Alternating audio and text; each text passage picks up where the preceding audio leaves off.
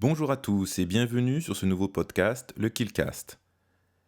Juste cette petite introduction pour vous prévenir qu'il y a eu quelques problèmes techniques lors de l'enregistrement de ce podcast. Aussi, certaines voix ressortent avec de l'écho, et bien que j'ai essayé de traiter tout cela, je n'y suis pas parvenu. Cela sera réglé pour le prochain podcast. Il y a eu aussi un petit problème au niveau de l'enregistrement, où par 2 fois, il s'est coupé. Ne soyez donc pas surpris de nous voir passer de coq à l'âne à partir de la 46e minute et la deuxième coupure à l'heure 45. Cependant, je vous souhaite une bonne écoute et d'apprécier, malgré la qualité assez médiocre de ce podcast. Nous en tirons les conséquences et le prochain sera largement mieux fait. Merci à vous et bonne écoute. Bonsoir à tous et bienvenue sur ce nouveau podcast, le Killcast. Donc je suis Drix de la chaîne Planet Wargame et j'ai le plaisir d'animer ce nouveau podcast qui se veut être un rassemblement, on va dire, de la Dream Team des Kill Team francophones. Voilà, si on peut dire ça comme ça. C'est pas mal, hein. Et donc j'ai le plaisir d'être accompagné donc, par, on va dire, des voix assez reconnues dans la communauté Kill Team francophone. Donc nous avons Siagen. Bonsoir messieurs. La voix la plus Bonsoir. reconnaissable du... Ah ouais, carrément. Fin analyste et je pense qu'il va avoir beaucoup de choses à nous dire aujourd'hui. Nous avons... alors comment je l'appeler? Alex, El Joker.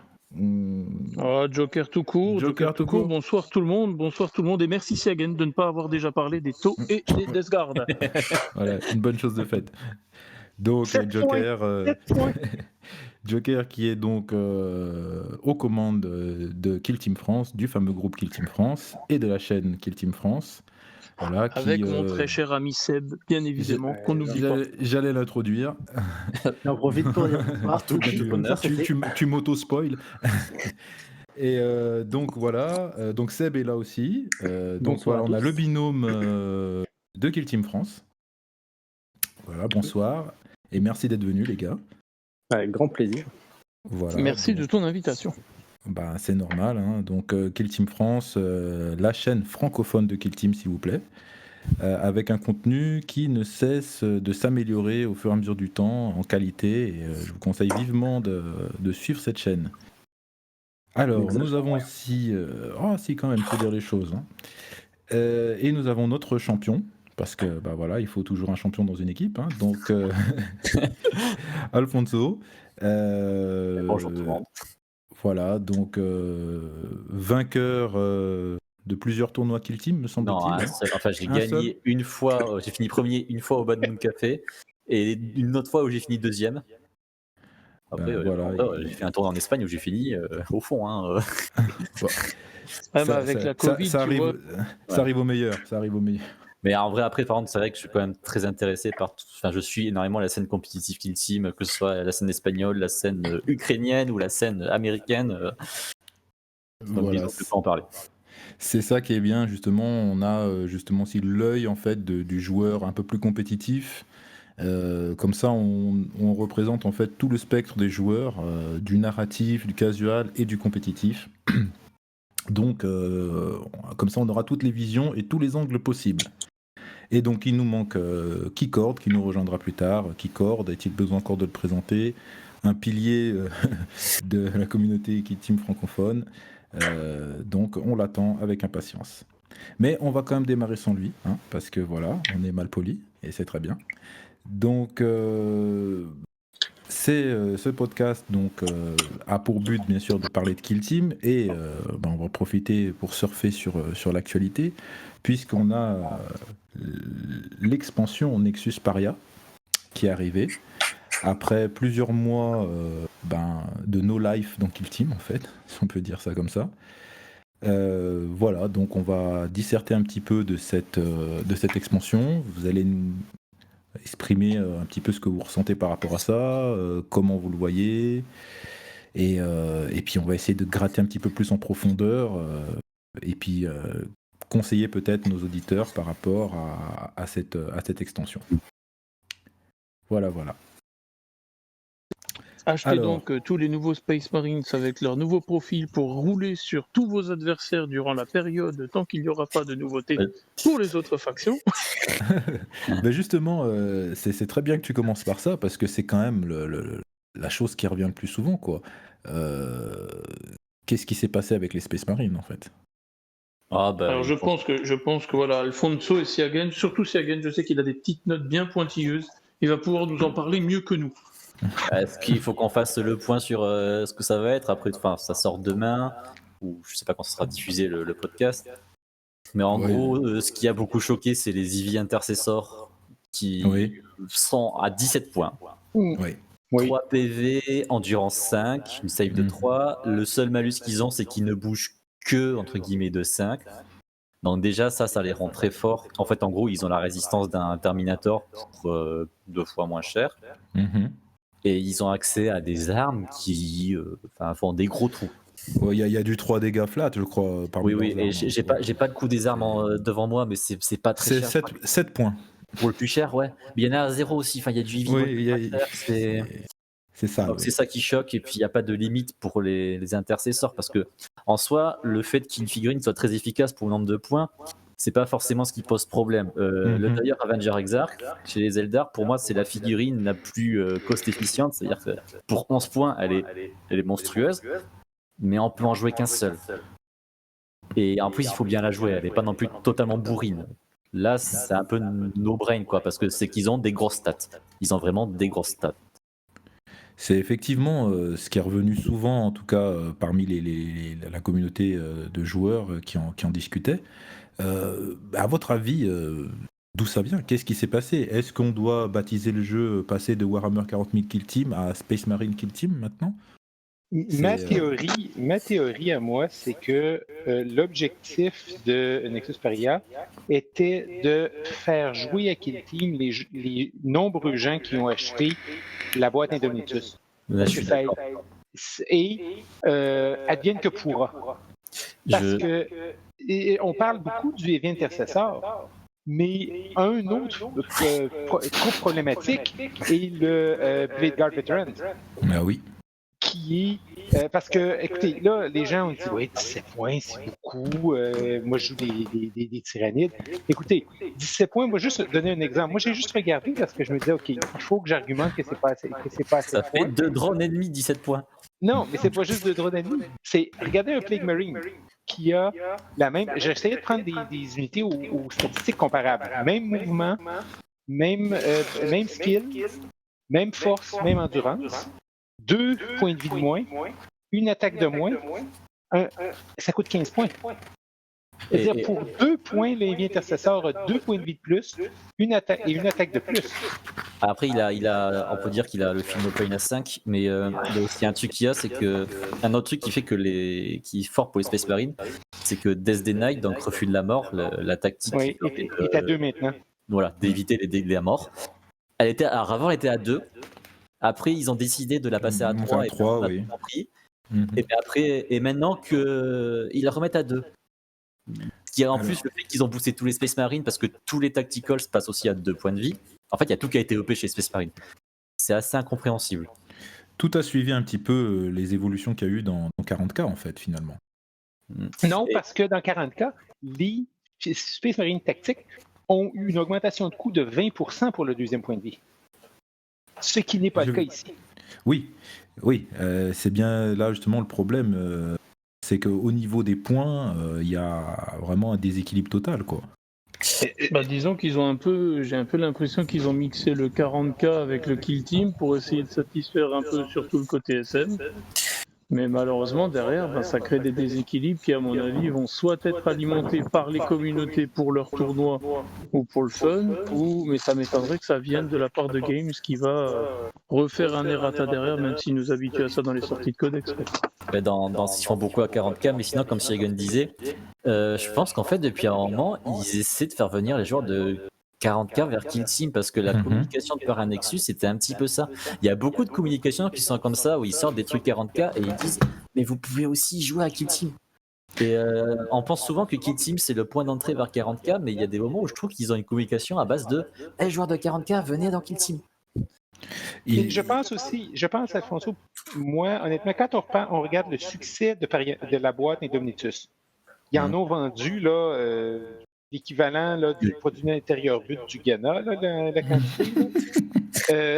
Et il y a des gens qui ont acheté la boîte seulement pour jouer avec les Space Marines et qui ont gardé un écran, ils ne savent pas quoi faire avec un écran. C'est une façon en leur disant venez jouer vos écrans dans quel venez jouer avec vos écrans dans quel team, ou des gens qui l'ont juste acheté parce que c'était un paquet de figurines qui avaient de la gueule. Et qu'ils les utilisent pas ou les utilisent peu. Et c'est comme pour essayer de revendre un deuxième produit à 130 € qui va avec, qui augmente. Parce que les figurines ont de la gueule, il faut quand même le dire, sont trop chères, mais ce sont des belles figurines, c'est un beau produit. Elles sont trop chères en points et en argent. Exactement. Mais pour ça, moi, ce que je trouve, c'est que c'est le principal objectif. Et malheureusement, ce qui a pris le bord, c'est la balance de Kill Team, mais aussi le fait que Kill Team était un jeu que tout venait dans le livre. Ce n'était pas comme 40K où ce qu'on dit, moi je connais le terme anglais qui s'appelle le Codex Creep, qui dit toujours le dernier codex c'est toujours le plus fort. Et qu'il faut attendre peut-être 1-2 ans pour que ton armée ait un codex à jour et devienne compétitive. Dans Kill Team, tout était compétitif. Quand on a reçu les élites, tout le monde a reçu les élites en même temps.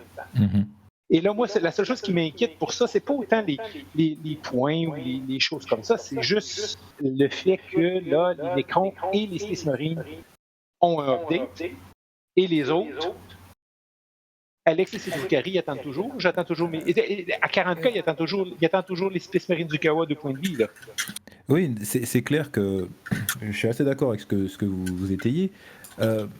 Après, est-ce que justement le problème ne vient pas de là? Est-ce que le problème ne vient pas que Games est encore dans cette optique de draguer vers Kill Team des joueurs 40K ou d'essayer de faire cette technique de forceur, de vraiment positionner Kill Team dans la tête des gens comme étant un des accès en fait à Warhammer 40 000? Est-ce qu'il ne serait pas plus... Est-ce que le jeu ne gagnerait pas mieux si justement il était concentré sur ceux qui y jouent plus que à y faire venir ou alors vraiment de tendre vraiment toujours à partir de la logique des joueurs 40K?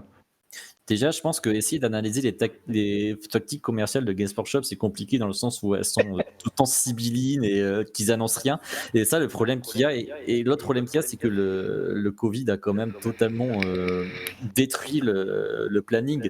Donc, je comprends. En fait, s'il y a eu 1 an de retard sur des sorties Kill Team, c'est parce qu'ils ne pouvaient pas sortir Paria Nexus avant ça. Ben, peut-être que Paria Nexus, ça amène vers quelque chose d'autre. Enfin, je pense qu'on ne peut pas trop savoir.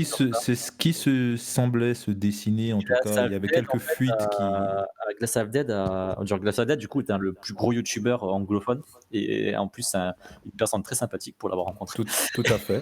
Et le truc qu'il y a, c'est que déjà, je me répète, j'ai dit plusieurs fois, mais avant la sortie de Paria Nexus et tout, il y a 1 an, avant le Covid, dans le monde d'avant. Oui. Là où on pouvait boire des pintes de bière dans des bars, enfin bref. Oui. À Nice pour le faire. Dans le monde d'avant, il avait dit qu'il allait souvent dans son Games Workshop et à chaque fois il demandait est-ce qu'il y a un joueur de Kill Team, et à chaque fois on lui disait non, il n'y en a pas. Oui. Et le mec il lui disait par contre il va se passer quelque chose cet été. Et donc c'était avant l'été 2020 je crois. Donc, oui.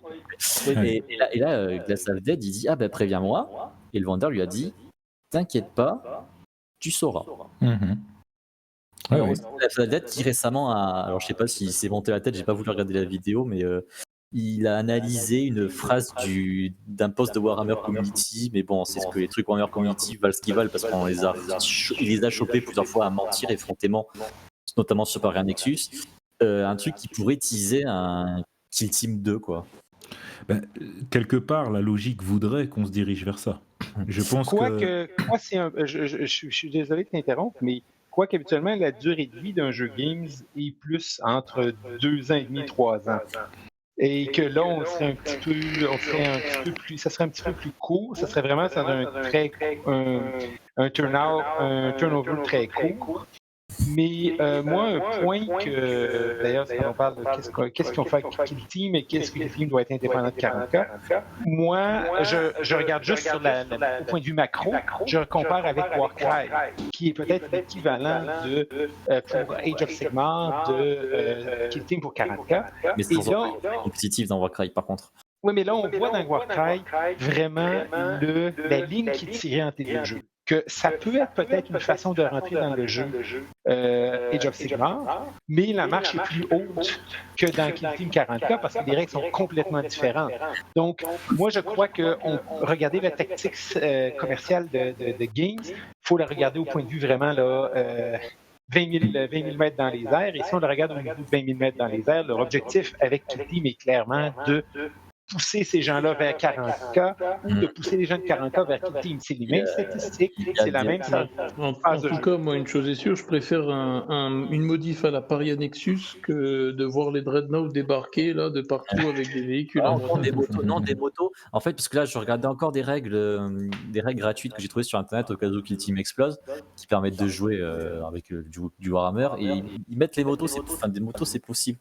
Et sur ce que disait Kagan aussi, c'est intéressant, c'est que sur Discord, il y a encore un an, je voyais des gens qui disaient que dans leur Guest Workshop, mais plutôt en Angleterre ou en Amérique, les vendeurs, ils avaient pour consigne de demander aux joueurs de Kill Team, mais pourquoi vous ne jouez pas à 40K? Guest Workshop, a priori, c'était posé vraiment la question de pourquoi les joueurs de Kill Team n'allaient pas jouer à 40K. Et je pense qu'ils se sont rendus compte que Kill Team, c'était pas le point d'entrée vers 40K parce qu'il y en a qui ont juste envie d'aller escarmouche, que quand tu montes une équipe de Kill Team, elle n'est pas forcément prête à être transposée vers 40K. Moi, quand je fais mes Harlequins, ils ont tous des armes différentes, donc tu peux pas en faire une unité vers 40K. Moi, je pense que Games Workshop ne s'est peut-être pas douté du succès que ça allait avoir derrière au niveau de Kill Team et que les joueurs, entre guillemets, vétérans, en avaient peut-être un peu marre de payer un nouveau codex tous les 6 mois quand ils jouaient SM, d'avoir des mages et des mages et des mages. On se plaint de pas avoir de mages, mais franchement, si je joue à 40K, que je devais payer 40 balles un bouquin pour que 2 semaines après il soit erraté et donc obsolète, moi ça me rendrait fou. En fait, ce qu'il y a par rapport à Games Workshop, c'est que quelque part, ils sont prisonniers de leur système. Oui. C'est-à-dire que en fait, ce système 40K, ça fait combien d'années, combien de décennies que ça tourne, avec plus ou moins d'évolution, avec plus ou moins d'évolution, avec plus ou moins de changements, mais ils sont restés dans quelque chose de très, j'ai envie de dire, traditionnaliste. Par rapport à ça. Parce qu'ils sont comme ils sont les dominants sur le marché, ils n'ont pas besoin de se remettre en cause. Ils n'ont pas besoin de se remettre en cause. Les pratiques qui en fait sont totalement dépassées, obsolètes, mais c'est pas grave. C'est les plus grands, donc ils s'en fichent. Oui, c'est ça. Et ils sont en fait, ils ont aussi une communauté qui est énorme et populeuse. Et cette communauté-là ne veut pas et ne veut absolument pas qu'il y ait un changement qui se fasse dans leur jeu. C'est comme ça qu'il a toujours été et c'est comme ça qu'il doit rester. Même s'ils sortent une daube, ils savent très bien que la communauté va quand même acheter. Il faut se rendre à l'évidence. Aujourd'hui, on ne l'achète pas, mais si on peut le trouver d'occasion, on le prendra parce que c'est le dernier contenu à jour, parce que ça rapporte un peu de narratif. Enfin, c'est un peu toujours dans le même process au niveau de Games. Et c'est ça, ils avaient cassé un peu cette dynamique avec justement Age of Sigmar, ce qui a permis justement d'accoucher de choses comme Warcry, où on a quelque chose qui est, voyons Age of Sigmar comme un continent et Warcry une île. Et vous voyez le continent 40K et Kill Team, c'est une presqu'île en fait. C'est beaucoup trop imbriqué et rattaché à 40K avec les mêmes datasheets, avec, vous voyez, il n'y a quasiment aucun changement quand vous lisez une datasheet de 40K et une de Kill Team. C'est la même chose. Et cependant, je serais je suis désolé de t'interrompre encore une fois, mais je voudrais revenir sur un commentaire que tu as fait sur le fait que la communauté ne veut pas de changement. Je ne crois pas. La plus grosse partie. Je ne sais pas si c'est la plus grosse partie, c'est peut-être pas la partie la plus vocale, comme les fans de Star Wars qui ont crié contre le Last Jedi, mais que c'est peut-être une communauté vocale, des gens qui font du compétitif, là, qui investissent des milliers d'euros pour se partir une équipe pour aller jouer dans différents tournois. Tout le temps tout changer dès qu'il y a une FAQ, ils doivent tout rechanger. Cependant, moi je crois, alors Age of Sigmar est une façon de le voir, qu'il y a beaucoup de gens qui ont été frustrés à année. Age of Sigmar, ils ont complètement détruit leur système, ils ont détruit leur monde et ils ont reparti à zéro avec quelque chose de nouveau. Et il y a quand même beaucoup de gens qui ont suivi. Oui. Dans Et moi, Le changement, Pas comme autant dans qu'il n'importe quel voulait. domaine, c'est toujours réticent à la base. Mais- Après, tu l'acceptes. Pas autant qu'il voulait, parce qu'il y a quand même une grosse communauté qui est restée frustrée parce qu'ils voulaient rester avec le vieux monde. qui Donc il y joue a eu à- quand même, il y a eu comme un schisme qui s'est effectué Oui. à ce moment-là. Ils ont perdu Mais quand si même tu pas mal de regardes- monde avec ça. si tu regardes le dernier le dernier reveal de Age of Sigmar qui est sorti, Mhm. c'était il y a 2 semaines, Mhm. et il était le plus gros jamais fait, et il comptait pour la moitié de ce que 40K sort. Le côté de fantasy de Games Workshop a toujours été le parent pauvre, et moi, je crois qu'ils ont revitalisé leur marque avec Age of Sigmar. Ils se sont permis de faire des choses différentes. Et pour 40K, moi, je ne crois pas qu'ils auraient besoin de faire autant de changements et de détruire le monde. Le problème, c'est que dans 40K, les règles, elles sont archaïques. Mais Oui, complètement. Et je jouais il y a 30 ans, je jouais à 40K et c'est à peu près le même système de règles. Mais Il oui. faut croiser le Rubicon et dire on fait. Il faut se primariser. Allez, il y a Non. Christ. Oui, je sais, je l'ai utilisé pour ça. Il faut croiser le Rubicon. Alerte rouge, faut calmer Siagen. Maintenant, il faut faire une phase de jeu alternative. Et Oui, sortir Mais des oui, phases. bien sûr. Bien Et, sûr. et quand 40K Cet homme fera est un ça, génie, je l'annonce. Cet homme est un génie. Dans 2 minutes, vous aurez le petit podcast de Siagen sur les taux et les Space Marines du chaos. À toi, Siagen. Il y a 10 ans, j'ai testé AT43 et en fait, le système de jeu est super parce que tu as des unités aussi, voilà, tout ça. Sauf qu'au début de ton tour, tu prends des cartes qui comptent tes unités, tu les mets dans un certain ordre. Le joueur qui commence, il révèle la première carte, il joue son unité. L'autre, il révèle sa première carte, il joue son unité, etc. Et c'est des systèmes tout simples et je comprends pas pourquoi en fait il reste encore bloqué sur ça dans 40K. C'est là où je vous dis que c'est la communauté. Il faut pas oublier que Games, Warhammer 40 000, ça arrivé quand? C'était les années 80, me semble-t-il. oui, fin des années 80. J'ai 31 Donc, vous avez des gens qui jouent depuis cette époque-là. Et ça fait 3 décennies. Donc, il y a un moment donné, il y a une structure traditionnaliste qui forme le ciment même de Warhammer 40 000. Et il y a énormément de gens qui ne veulent pas que le système change. C'est leur système, ils sont habitués à jouer comme ça. Je suis d'accord avec Et toi. ils ne veulent pas que ça Je suis d'accord change. avec toi. Même si on est de plus en plus nombreux à vouloir que ça change. Mais la balance, elle n'est pas encore de notre côté. Hein. Ouais, mais Ça, quelque c'est part, clair. s'ils copiaient le Et- système de quelque chose qui était déjà en place à l'heure actuelle, comme AT43, comme l'a dit Alfonso ou autre, Même Star Wars, quelque part, ce serait revisité du. Il y aurait plein de choses qui changeraient aussi. Mais fort. une chose à ne pas, mais qu'il faut considérer dans cette histoire-là aussi, c'est que ça, je l'avais lu et ça m'a été confirmé par des gens qui ont été à Warhammer World. L'équipe des règles de Games est toute petite. C'est 4 Mhm. gars.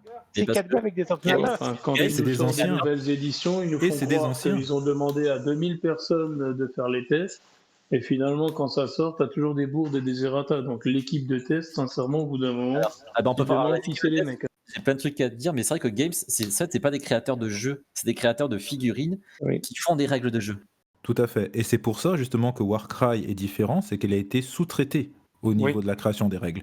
C'est pas les anciens, parce que l'équipe qui écrit les règles, c'est bon, je vais pas dire que c'est des grabataires, mais c'est des vieux de la vieille. Mais en parlant de L'équipe qui a fait Warcry, c'est des gens beaucoup plus jeunes qui sont dans cette dynamique-là.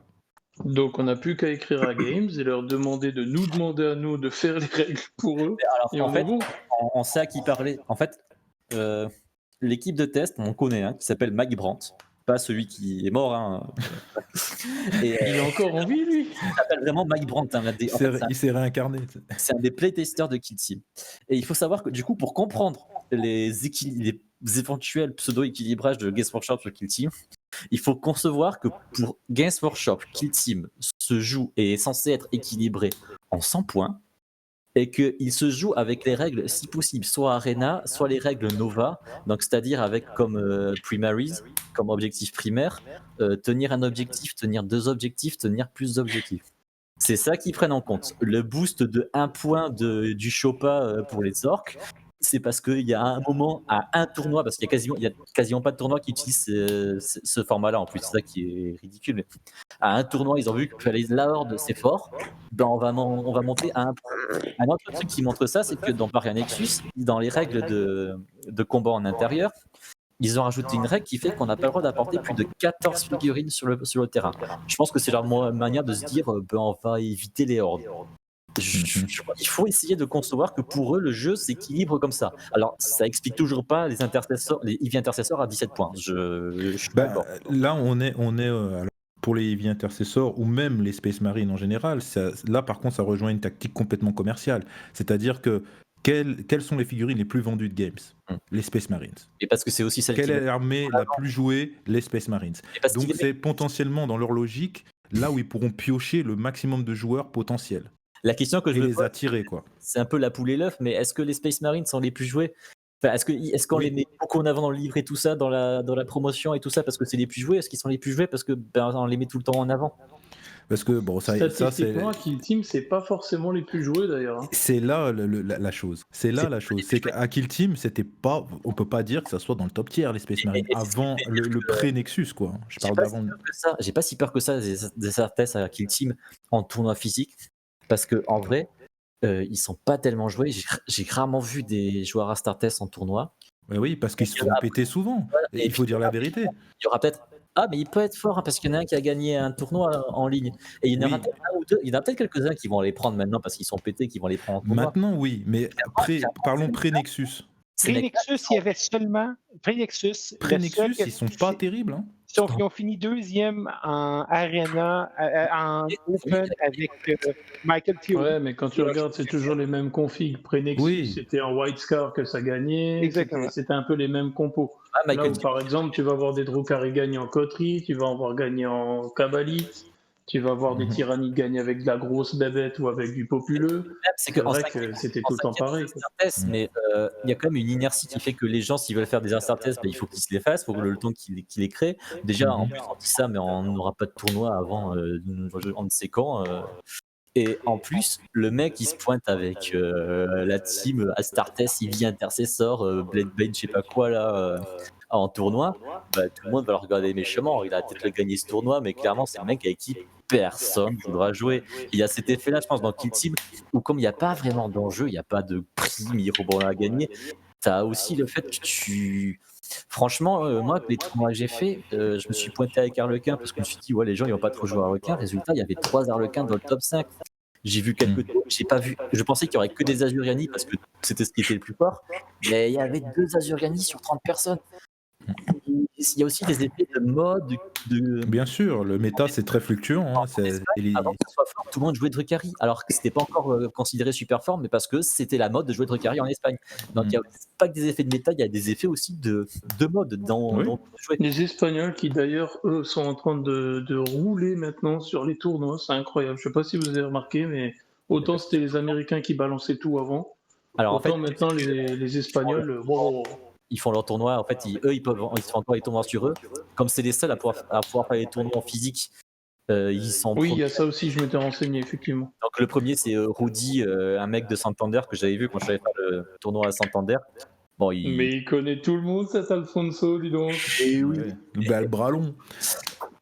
Et pas que le bras. Mais excuse-moi, juste en parlant des Espagnols, comme c'est un monde à part avec les Américains, ils se sont entendus. Là, ils vont faire un tournoi exhibition 8 Espagnols contre 8 Américains et ils ont fait des règles à mi-chemin entre les deux. Ouais, j'ai vu effectivement ça, j'ai hâte de voir. Ça sera de l'Ibericon à 125 points et voilà. Bref, excuse-moi, Trix. Mais tout cela est bien beau, mes amis, mais la plupart des gens ne jouent pas en tournoi à Kill Team. Ouais. Quelle incidence? Parce que c'est justement ça qui est aussi l'une des bases, c'est-à-dire que on réfère souvent les tournois par rapport, on va dire, au changement éventuel des règles, etc., des ajouts, des nerfs qu'il faut faire. C'est souvent en se basant sur des joueurs tournoyeurs et ressenti, etc., que, on va dire, au niveau des règles, il y a des évolutions qui sont faites. Mais les joueurs tournoyeurs ne représentent que, j'ai envie de dire, la plus petite partie des joueurs. La plus grande partie des gens qui jouent à Kill Team, c'est quand même les casuals qui jouent, qui se font une petite partie de temps en temps, toujours avec les 3-4 mêmes potes. Pour eux, qu'est-ce que ça amène ou comment se manifesterait leur relation par rapport au Nexus Paria? Est-ce qu'il y aura vraiment un changement qu'ils ressentiraient ou bon, finalement, c'est voilà quoi, on joue. Étant donné que tu pars pas sur un côté compétitif, je veux dire, le fait que les SM vont être meilleurs par rapport aux points qu'ils valent ou autre, ça va pas forcément les déranger parce qu'ils sont plus dans une optique fun ou dans une optique narrative. Ton pote qui Donc se ça, pointe en avec soi, 5 pour IFI eux, intercesseurs, tu lui dis Pas forcément, il a raison, pas forcément, parce que tu peux jouer relax à la messe, mais tu as envie de gagner quand même aussi, hein, et exactement. Non, non, ça, je suis t'as envie de d'accord. jouer correctement aussi. Mais tu fais la justement, part des choses. Tu fais tu la part peux. des choses. Moi, je me suis pris par un Nexus. Je pense que je vais me faire une team d'Astartes pour le fun, pour jouer. Il y aura peut-être un Eevee intercesseur ou deux, mais après, le reste ce sera des primaries, ce sera pas de l'opti. Donc, clairement, après, tu fais, même si les Astartes sont devenus beaucoup plus forts, déjà dans l'or, ils sont censés être super forts. Donc, ça reflètera un peu plus ça. Puis, tu équilibres toi-même le truc. Après, pour la Deathwatch, par exemple, la Deathwatch est super en narratif, mais jusque-là, il se faisait plumer en 2 secondes. Donc, pour eux, Oui. ça va être super. Et Paria Nexus vient aussi avec pas mal de contenu, avec des plein de missions narratives, des nouveaux plateaux narratifs C'est qui se ça, passent justement. ailleurs que dans l'Imperium, qui se Disons passent. que pour le côté narratif, Enfin. c'est sûr que Games, il ne sort pas de narratif pour Kill Team. Hormis maintenant, voilà, faut pas non plus tout cracher sur Paria Nexus parce que eux, ils ont du narratif dans leur contenu. Mais jusqu'à Oui, présent, c'était des trucs, genre Keycord qui publiait des choses narratives, nous qui avions essayé avec une campagne ou des choses comme ça. Il y a eu 2-3 trucs dans Void Warp, mais Siagen, là, il a acheté le bouquin Killzone qui sort en même temps que Paria Nexus, et a priori, il a bien aimé. Je sais pas si tu veux en parler. Oui, moi, je l'ai acheté parce que j'étais intéressé à voir ce que c'était parce que seulement pour sortir du côté compétitif. Et c'est pour quelqu'un qui commence Kill Team, présentement, aujourd'hui, c'est superbe. Parce que ça contient toutes les kill zones, tout ce qui est le contenu des kill zones, avec du contenu en plus pour faire beaucoup de narratifs. Il y a beaucoup de tactiques spécifiques à une mission, spécifiques à une kill zone. Et les kill Ça, zones, c'est très bien, tu vois. Ça, j'ai hâte de Ça, voir c'est le bien, contenu ouais. de ce livre parce que justement, ça va casser, comme tu dis, le côté où, allez, on fait quoi comme match? Allez, du compétitif, ou même si c'était pas compétitif, tu jouais fun, mais avec les règles, kill mort, hold mort, voilà. il y avait beaucoup de missions et moi, j'ai bien aimé, j'ai trouvé que c'était très, très bien. Cependant, moi, j'ai une autre opinion sur l'effet des Space Marines pour les joueurs casual. À mon avis, ça peut créer des problèmes où les gens qui jouent autre chose que les Space Marines vont se faire rentrer dans la gueule par les Space Marines et ne voudront plus jouer à Kill Team après ça. C'est une de mes craintes que j'ai. Je peux comprendre que mais parce que pour jouer fun et ajuster les règles pour que tout le monde ait du plaisir, il faut connaître les règles. Mais j'imagine 2 personnes qui commencent avec leur moitié de boîte de Indomitus. Le joueur en écran. Ce qui pose c'est ce qui est bien quand tu te fais rouler dessus. je pense. Des de CP, c'est ce qui va le plus poser problème pour les joueurs narratifs parce que c'est vraiment anti-fun de passer ton temps à essayer de buter un Space Marine et le mec il fait non. Oui, ça va être très Bon, frustrant. l'avantage, c'est que du coup, tous les frustrés vont revendre ses figues et Alfonso va pouvoir se faire sa kill team de Space Marines. Pas Voilà, cher. et gagner tous les tournois.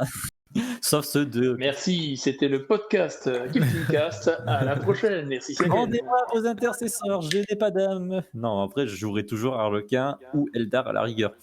Moi, je suis quelqu'un qui joue, en fait, même si je suis un joueur compétitif, je joue une faction d'abord parce qu'elle m'attire. Pour le kiff. Gameplay et du lore. Et moi, les Harlequins, c'est vraiment mon énorme kiff. Je mange Harlequin, je dors Harlequin. On veut en savoir plus. Je porte des collants. Ben justement, faisons une petite aparté parce que là on est rentré vraiment dans le vif du sujet, hein, et puis on a sorti les armes lourdes, là, on a fait les intercesseurs lourds. D'un point de vue au niveau de vos kill teams personnellement, qu'est-ce que vous jouez? Qu'est-ce que vous avez comme kill team? Je crois que Qu'est-ce que vous Keycord est arrivé. préférez? Je crois que Keycord est arrivé. Oui, mais il n'est pas encore. Ah oui, il est pas- muet. Oui. Il est muet Commençons pour par l'instant. Seb, parce que Seb, on l'a pas Fais des beaucoup directs. entendu. Allez, Ouais, Seb, Seb. Ouais, je me mute parce que. Non, mais alors moi, impose-toi, hein, il faut gueuler J'aime avec bien nous. jouer Orc. J'aime bien jouer Orc.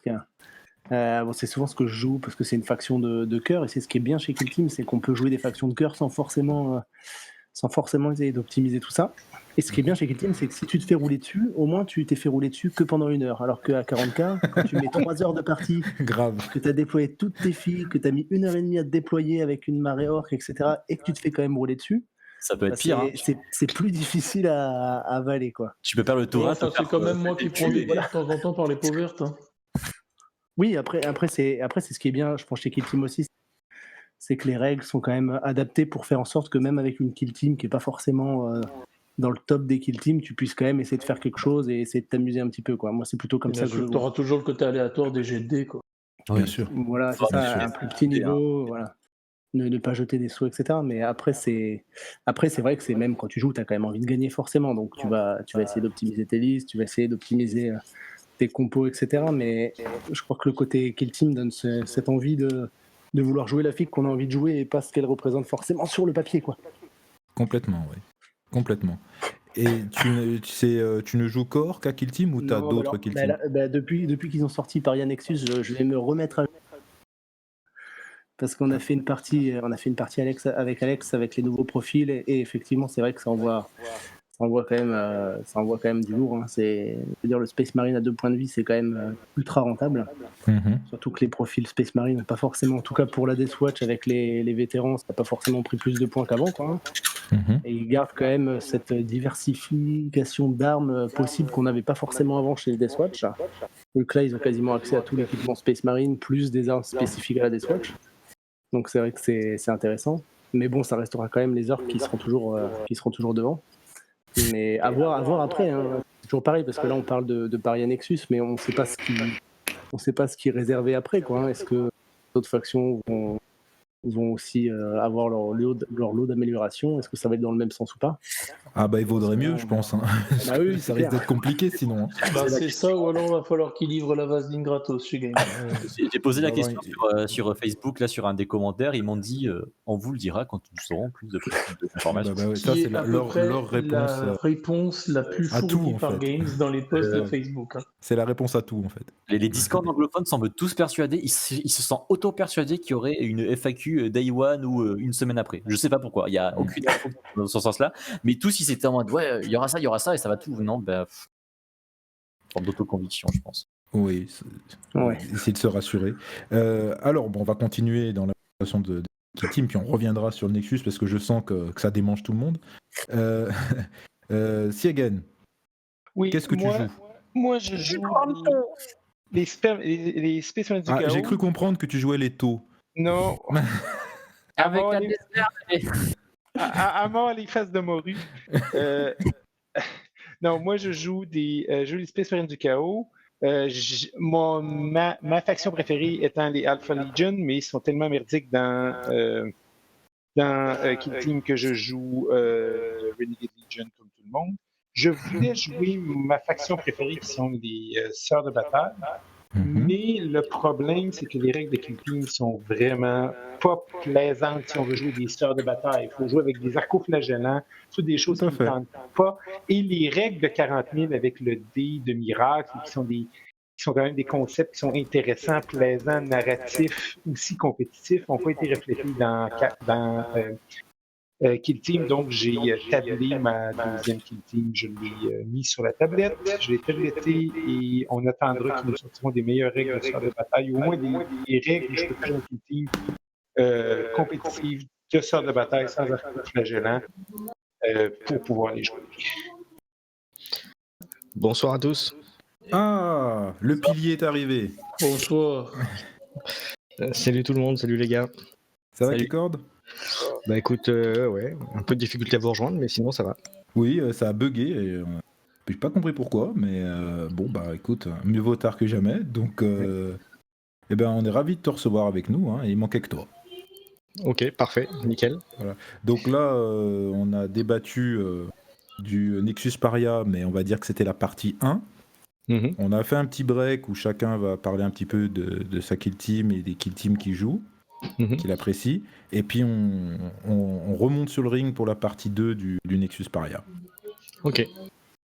Donc on en était donc au kill team de Siegen. Donc les sœurs de bataille où il faut jouer effectivement des arcoflagellants. D'accord. Et vas-y, je t'en prie. Donc, c'est ma grande déception parce que je voulais aller acheter la boîte, je voulais acheter plein de choses. Mais c'est ça, donc c'est les 2 Kill Team sur lesquels je me suis concentré. J'ai probablement des figurines pour faire presque toutes les factions, mais seulement après, c'était ces 2 Kill Team-là. D'accord. Joker. Est-ce qu'il est là? Alex? Ouais, je disais, donc moi, la première faction, c'est avant tout des Drukhari. Bring out the game!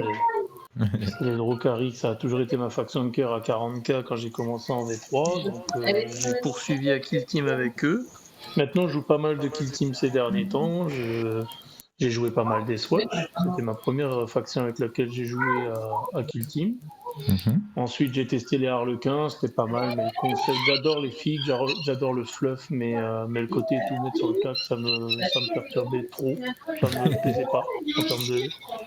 Mais par contre, j'adore voir les autres jouer avec, c'est sympa. Mais donc ça, c'est les 3 Kill Team. Après là, je suis en train de tester de plus en plus les Tyrannides. Les Tyrannides, ils ont vraiment pas mal de petites choses à faire. Là, j'ai retesté là il y a pas longtemps pour le fun 4 Victor. Greg m'en remerciera de cette partie qu'on n'a pas réussi à filmer parce qu'elle était assez exécrable. Autour d'eux, il n'y avait plus rien.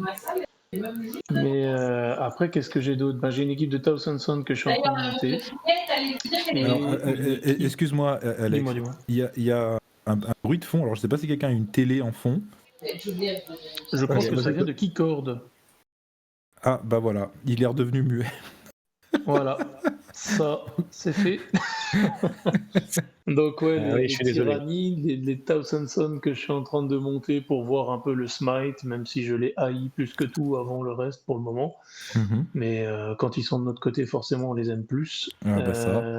Et je fais également une kill team de Tau, comme dirait Siagen, pour voir un peu ce que ça va dire au niveau des drones et autres. Mais là, c'est plus les 2 dernières kill teams, Thousand Sun et Tau, c'est plus pour le côté voir comment ça se joue, même si j'ai déjà joué avec et testé un peu tout ça, mais ça restera toujours une dominance Drukhari, Deathwatch chez moi, parce que bon, c'est des factions que j'affectionne, et chez les Drukhari tout particulièrement, j'espère en tout cas, enfin on va tomber d'accord là-dessus, toi et moi, Drix, c'est que au niveau des grotesques, si les Space Marines ils ont le droit pour 17 points d'avoir 3 points de vie et un refus de mourir à 2 CP, on espère des grotesques avec une invue à 3+, qui fera 3 dégâts par attaque. Et qui coûteront 17 points aussi. 17 points, exactement. Voilà, parce qu'il n'y a pas de raison. Il n'y a pas de raison. Il a parlé des grotesques. Oui, ce qui est, oui, évidemment. Les grotesques à 17 points, pourquoi pas, quoi. Non, franchement, c'est vrai que c'est une catastrophe à ce niveau-là. C'est de voir qu'il y a certaines factions où tu as des profils qui, pour les mêmes coups en points, sont quand même plus forts que d'autres. Donc des fois, tu te dis, merde, mais pourquoi, quoi. Donc on verra. Peut-être que dans une future mage, ce sera changé. Espérons que l'autoconviction des Anglais, comme a dit Alfonso, sera là et qu'il y aura une fac Day One, même si je... Alors peut-être pas Day One, mais je pense qu'ils seront un petit peu obligés de faquer, ou en tout cas d'augmenter le coût en points tôt ou tard, quoi. Ça fait 18 mois qu'on attend une fac. Oui. J'ai perdu espoir. Oui, d'accord, mais je veux dire, là, il y a quand même un déséquilibre qui a jamais été autant flagrant. Même ne serait-ce, si vous voulez, que dans la vente de la boîte, quand vous voyez au niveau des points des 2 kill teams, c'est complètement déséquilibré. De tout ce qu'on lit sur les forums, a priori, les Necrons, si le SM joue bien ses figurines, le Necron n'a aucune chance dans les scénarios. Oui, alors tu as certains scénarios, parce que j'ai le bouquin, j'ai un petit peu parcouru, bon, j'ai pas eu le temps de le lire vraiment en détail. Bon, tu as certains scénarios où tu as l'environnement qui va aider, EP un peu le joueur Necron, mais même ça suffit pas à combler l'écart, même ne serait-ce que simplement au niveau des points. Prenez les figurines, comptez le nombre de points. Vous allez voir l'écart qu'il y a. C'est hallucinant. On passe du simple au double. Donc, c'est quand même... Là, ils sont, par contre, ne serait-ce que par rapport à ça, obligés de rééquilibrer. Tabletop Minion, Uncle Atom, a fait une bonne déclaration quand il a fait une revue de la boîte. Il a dit c'est une boîte de Kill Team pour les gens qui ne jouent pas à Kill Team. Oui. C'est pas mal, ça. C'est pas mal. Écoutez, moi, j'avais mon intention quand j'ai acheté la boîte pour revendre les figurines et espérer avoir la boîte pour quelque chose comme 30-40 € à la fin. Oui. Parce que ça m'intéresse pas d'avoir un capitaine, des heavy intercessors, puis les Flayed Ones, j'aimerais les garder, mais c'est la boîte qui m'intéresse et c'est les règles. Je comprends complètement. On va terminer notre petit tour sur les kill teams avec Alphonse. Allô. Oui. Oui. Alors, Du coup, en fait, la faction que je t'ai dit, la faction que je joue, c'est Harlequin. En vrai, c'est la faction qui m'a fait rentrer dans 40K. Puisque avant je jouais il y a très longtemps, je jouais à Star Wars Miniatures et en lisant un magazine de figurines, je suis tombé sur un diorama incluant Kegorak, le Jimoker, et ça m'a trop intrigué et du coup je me suis intéressé à cette faction et c'est ce qui m'a, enfin c'est vraiment la faction qui m'a fait rentrer dans 44 parce que j'ai vraiment adoré le côté clown moqueur, le lore, le visuel et tout ça et en fait j'ai jamais vraiment voulu jouer à 40K parce que je trouve ça trop gros. Mais pour moi, les Harlequins, c'était parfait pour Kill Team parce que c'est vraiment Kill Team, c'est le jeu d'une petite escouade d'élite pour moi. Et les Harlequins, pour moi, ça marche pas sur une grosse armée, ça marche sur un truc d'élite. ah oui, complètement. Courir de mur en mur, faire une mission spéciale parce que pour moi, c'est vraiment les forces spéciales de la race Eldar, quoi. C'est ça qui Complètement. m'intéresse le plus. Donc, ouais, moi, je joue essentiellement Harlequin. Et après, j'étais aussi un peu intéressé, du coup, forcément par les Eldar. Même au niveau du lore, je le trouve vraiment très intéressant. Au niveau de l'esthétique aussi. Et c'est que comme je suis un peu compétitif aussi, je m'y suis mis aussi aux Eldar quand j'ai vu que ça pouvait être. Au début, j'hésitais, mais quand Michael Thioli, Oui, il a bien dressé tout le monde avec ses Eldar. et du coup, voilà, c'est comme ça. Et en vrai, Eldar, avec ça, j'ai fini deuxième au premier Bad Moon Café où je suis allé, alors que la team, je l'avais quasiment peu joué, mais que ça fait tellement des tricks, enfin, ça fait tellement des trucs de fou. Voilà, quoi. Donc je reste sur ces deux factions là. Après j'ai plein j'ai plein de kill teams, hein. J'ai une kill team hérétique Astartes, j'en fais une GK, j'ai aussi une Death Guard, j'ai aussi de l'Orc. Est-ce que j'ai quelque chose d'autre? Non, je crois que c'est à peu près tout. J'ai vraiment plein de kill teams, mais Harlequin et Eldar c'est vraiment mes deux de cœur, mes deux principales. Les autres c'est pour le fun, pour jouer pour le fun ou pour jouer contre moi-même parce que j'aime bien faire du Sadhammer, mais voilà. Ok, mais vachement intéressant, hein, c'est clair. Eh bien, on a fait le tour. Keycord, peut-être, s'il est avec nous? Keycord? Oui, je suis avec vous. Oui. Le voilà. Alors, même question.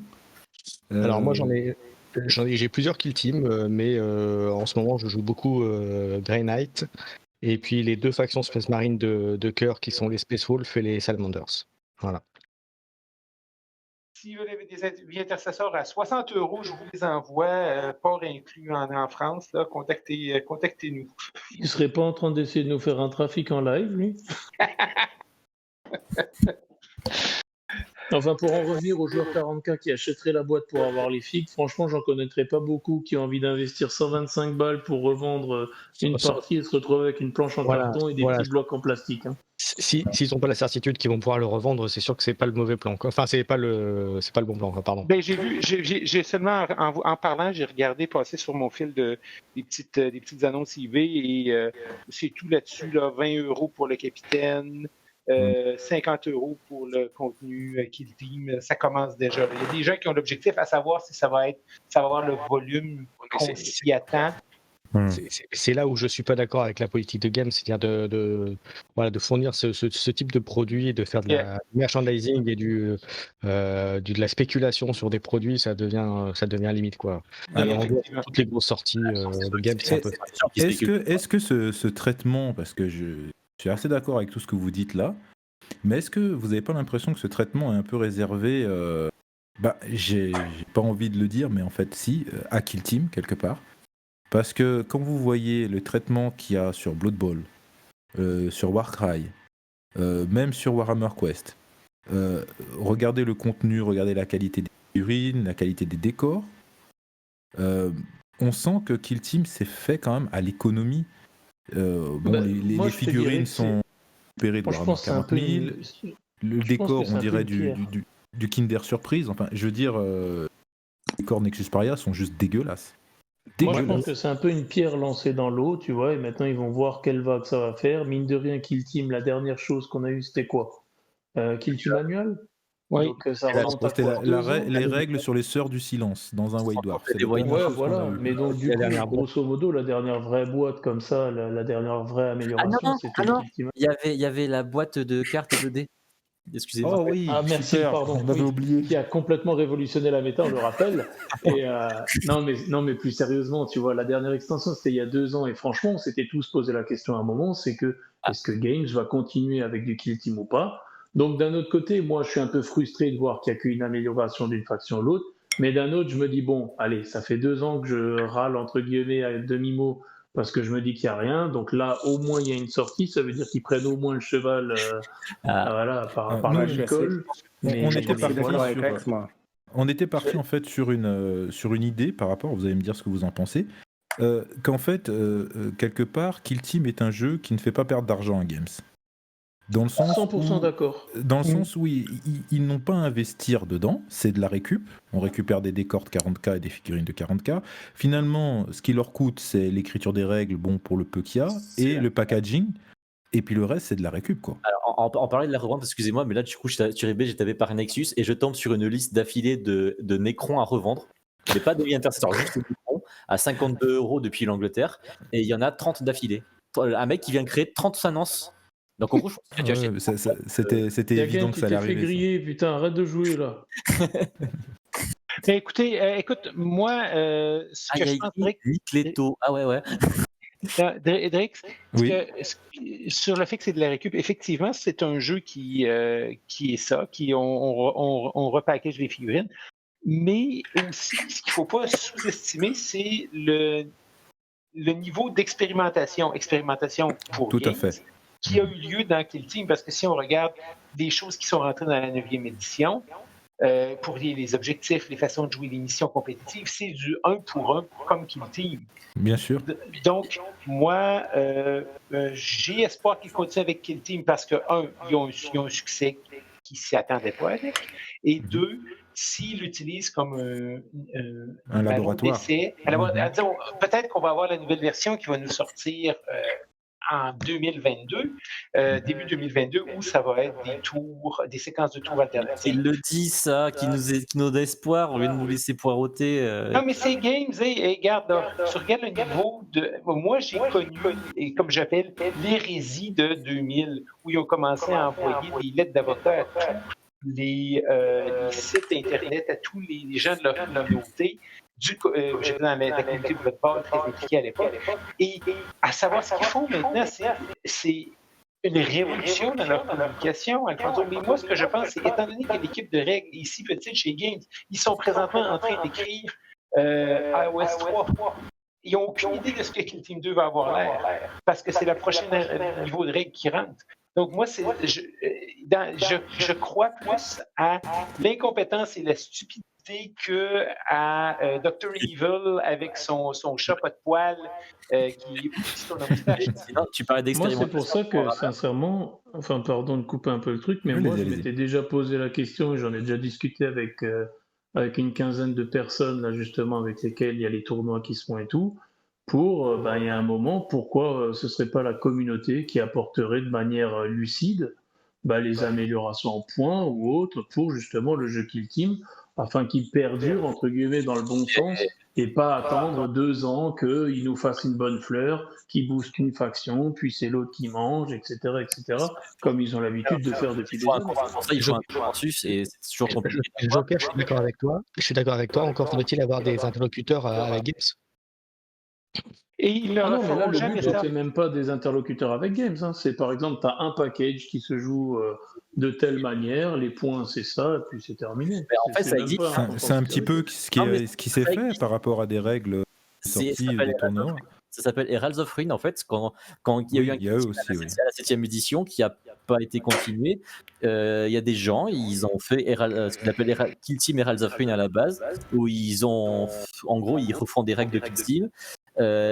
Après, pour ne pas se faire taper sur les doigts par Games Workshop, ils disent quand même qu'il faut les règles de 40K de base et les codex associés, parce qu'ils n'ont pas toutes les infos. Et juste quand Kill Team est sorti, Games Workshop leur a demandé de retirer Kill Team de leur nom, mais ça continue, ça s'appelle Heralds of Ruin. Mais le problème avec les règles custom, c'est que au bout d'un moment, tu n'as pas de consensus, parce que qui a la légitimité quoi que ça qu'on dise des règles Games Workshop, c'est que c'est eux qui ont le plus de légitimité à en faire. Moi, avant, je jouais à Star Wars Miniatures. À un moment, le jeu s'est arrêté. Il y a des gens qui ont essayé de faire ce qu'ils appellent des sets virtuels, où ils faisaient des nouvelles stats, des trucs du genre, mais ça reste un truc ultra de niche. La seule, si on veut regarder, pour clore le point, si on veut regarder une façon de le faire dans la communauté, il faut regarder ce que Blood Bowl a fait. Ils ont créé une organisation, la NAF, qui contrôlait les règles, qui contrôlait les tournois quand Games a abandonné le jeu. Donc, mais ça prend la communauté. Blood Bowl est une communauté exceptionnelle. Là. Je ne vois pas ça se reproduire dans la communauté Kill Team. Moi, sincèrement, c'est j'avais clair. presque l'impression qu'ils allaient confier tout ça à Kill Team Stream, vu les contenus qu'ils balançaient à droite à gauche. Moi, je m'étais presque demandé s'ils allaient. Oh, on a perdu Alex. Ouais, j'entendais. Alex? Mais en parlant de Kill Team Stream, on attend qu'ils reviennent, du coup. Ouais, c'est clair. D'autant que Kill Team a eu des règles de tournoi officielles avant 40K. Arena, c'est 1 an et demi avant je sais pas comment ça s'appelle, là, le chapter approved de Grand Tournament 2020, Mhm. 40K. Et des fois, je me demandais s'ils voulaient pas faire que Kill Team ce soit la version vraiment compétitive de 40K, parce que en tournoi, en fait, c'est plus simple de faire des tournois de Kill Team que des tournois de 40K, niveau temps, niveau logistique. Ouais, en fait, parce je que pense tu sais, qu'ils les tournois sont, 40K sont gérés par les organisateurs à l'heure Aussi, actuelle, ouais. déjà depuis des années. Hmm. Donc sur ça, ils n'auraient pas d'intérêt à mettre une patte là-dessus, parce que derrière, ils vont vendre des figues de la même manière, et ils n'ont pas besoin de se casser le cul pour créer des tournois. Mais je pense que finalement, la situation telle qu'elle est, quelque part, Games, je dirais pas que ça les arrange, mais finalement, Oui, peut-être ça les arrange. t'as un jeu que tu fabriques qui ne te coûte quasiment rien, sur lequel tu prends un max de pognon. T'as pas réellement besoin d'organiser de tournois ou de choses comme ça, parce que ça n'a pas l'ampleur d'un 40K non plus. Tu fais des petits tests pour voir si tu peux adapter quelques règles dessus, ensuite que tu redépeindras sur le gros jeu, etc. Donc c'est un peu une position dans tous les jeux de games, il n'y a que Kill Team qui a cette position-là un peu. Pas complètement seul, mais vous voyez, Non, c'est de cette façon-là, oui, il est complètement seul, parce que si on regarde Warcry, ce n'est pas ça pour AOS. Les règles sont trop différentes. Bien sûr. Mais je crois que tu viens de mettre le doigt exactement sur ce que Kill Team est. Oui, c'est ça. C'est ça. C'est une espèce de truc un peu bâtard, on va dire. Oui, c'est Après voilà, on aime étrange. bien le format, on aime bien la chose. Mais Donc là, c'est ça le sûr truc, qu'on c'est peut qu'il y a discuter un de ça. potentiel, il y a un potentiel hallucinant dedans. Et L'escarmouche, c'est ce qui marche en ce moment, c'est la mode. Bien sûr. On demande l'escarmouche, ou alors à la limite des trucs format combat de patrol, mais en dehors de la sphère 40K, dans les jeux de figurines, ce qui marche, c'est l'escarmouche, parce que c'est plus facile d'accès, c'est plus fluide, c'est aussi vraiment très quelque plaisant. part, regarde un peu les joueurs qui jouent à 40K ou tu regardes la tranche d'âge des joueurs, c'est finalement la tranche d'âge, enfin à mon sens de ce que je vois dans mon entourage, où on a commencé gosse avec du 40K, où on avait du temps à en chier à droite à gauche pour faire des parties d'une heure, pour faire des parties d'une journée ou des parties de 3 heures, ça ne nous dérangeait pas. Là où quand tu commences à avoir de la vie de famille ou autre, oui, c'est fini tout ça. Beaucoup mieux pour C'est y clair. jouer. C'est clair. Donc, tu as cette Mais explosion-là aussi. Je suis tout à fait d'accord avec toi, Alex. Que j'ai remarqué quelque chose, alors je ne sais pas si vous aussi vous l'avez remarqué, mais Games a amené un petit peu Kill Team comme étant le point d'entrée pour 40K. Mais quand vous regardez autour de vous les gens qui y jouent, que ce soit en club, que ce soit des casus, que ce soit peu importe, vous voyez plus d'anciens joueurs 40K qui jouent à Kill Team ou de nouveaux joueurs qui arrivent par Kill Team? Moi, pour ma part, c'est plus des anciens. Moi aussi. Les nouveaux joueurs, c'est plus, ils vont faire de la peinture ou autre, des trucs comme ça. Mais vraiment, des joueurs, comme on en parle, de tout type, c'est vraiment tranche d'âge. Tu vas partir de 20 et tu vas aller jusqu'à 40, 50 ans. Parce que aussi un vendeur de Games Workshop va vendre du 40K et pas du Kill Team, parce que même un vendeur en dehors Games Workshop va vendre du 40K et pas du Kill Team, parce que c'est ce qu'il a intérêt à faire. Et je pense que même si c'est un gamin qui n'a pas beaucoup de sous, il va lui dire je joue à 40K parce que c'est ce à quoi tout le monde joue. En tout cas en France, c'est vrai que je suis un peu déçu, mais Kill Team prend peu en France, quoi. Alors, en fait, Bah, moi, là, on a eu une mauvaise vague aussi, hein. Avec la Covid, franchement, avec les tournois qui s'étaient lancés et prévus, autant là du côté de la Normandie, chez nous et tout ça, on allait avoir, franchement, dans les plannings, on allait avoir quelque chose comme 6 à 8 tournois par an. Et franchement, la Covid. Moi, je peux vous dire une chose, les gars, c'est que effectivement, si vous comparez la France avec l'Angleterre, enfin, on va dire les Anglo-Saxons en règle générale, qui sont, je pense, les plus gros consommateurs de Kill Team, ou même les Espagnols, etc. En tout cas, une chose est claire, c'est qu'on est quand même plus qu'on ne le pense à pratiquer en France. On a en ce moment sur Planet Wargame, on fait une campagne qui s'étale sur un an. Les parties de Kill Team sont extrêmement nombreuses. Il y a beaucoup de joueurs. Ah oui. Ça me rassure. Ça joue. Le truc en fait avec Kill Team, c'est que la majorité des joueurs, c'est la majorité silencieuse. C'est Ouais. des gens Je suis justement. 100% d'accord. Tu sais pas qui joue, mais il joue. Exactement. Alex le disait tout à l'heure, c'est-à-dire que il y a beaucoup de gens qui jouent entre eux, qui jouent en casu, etc.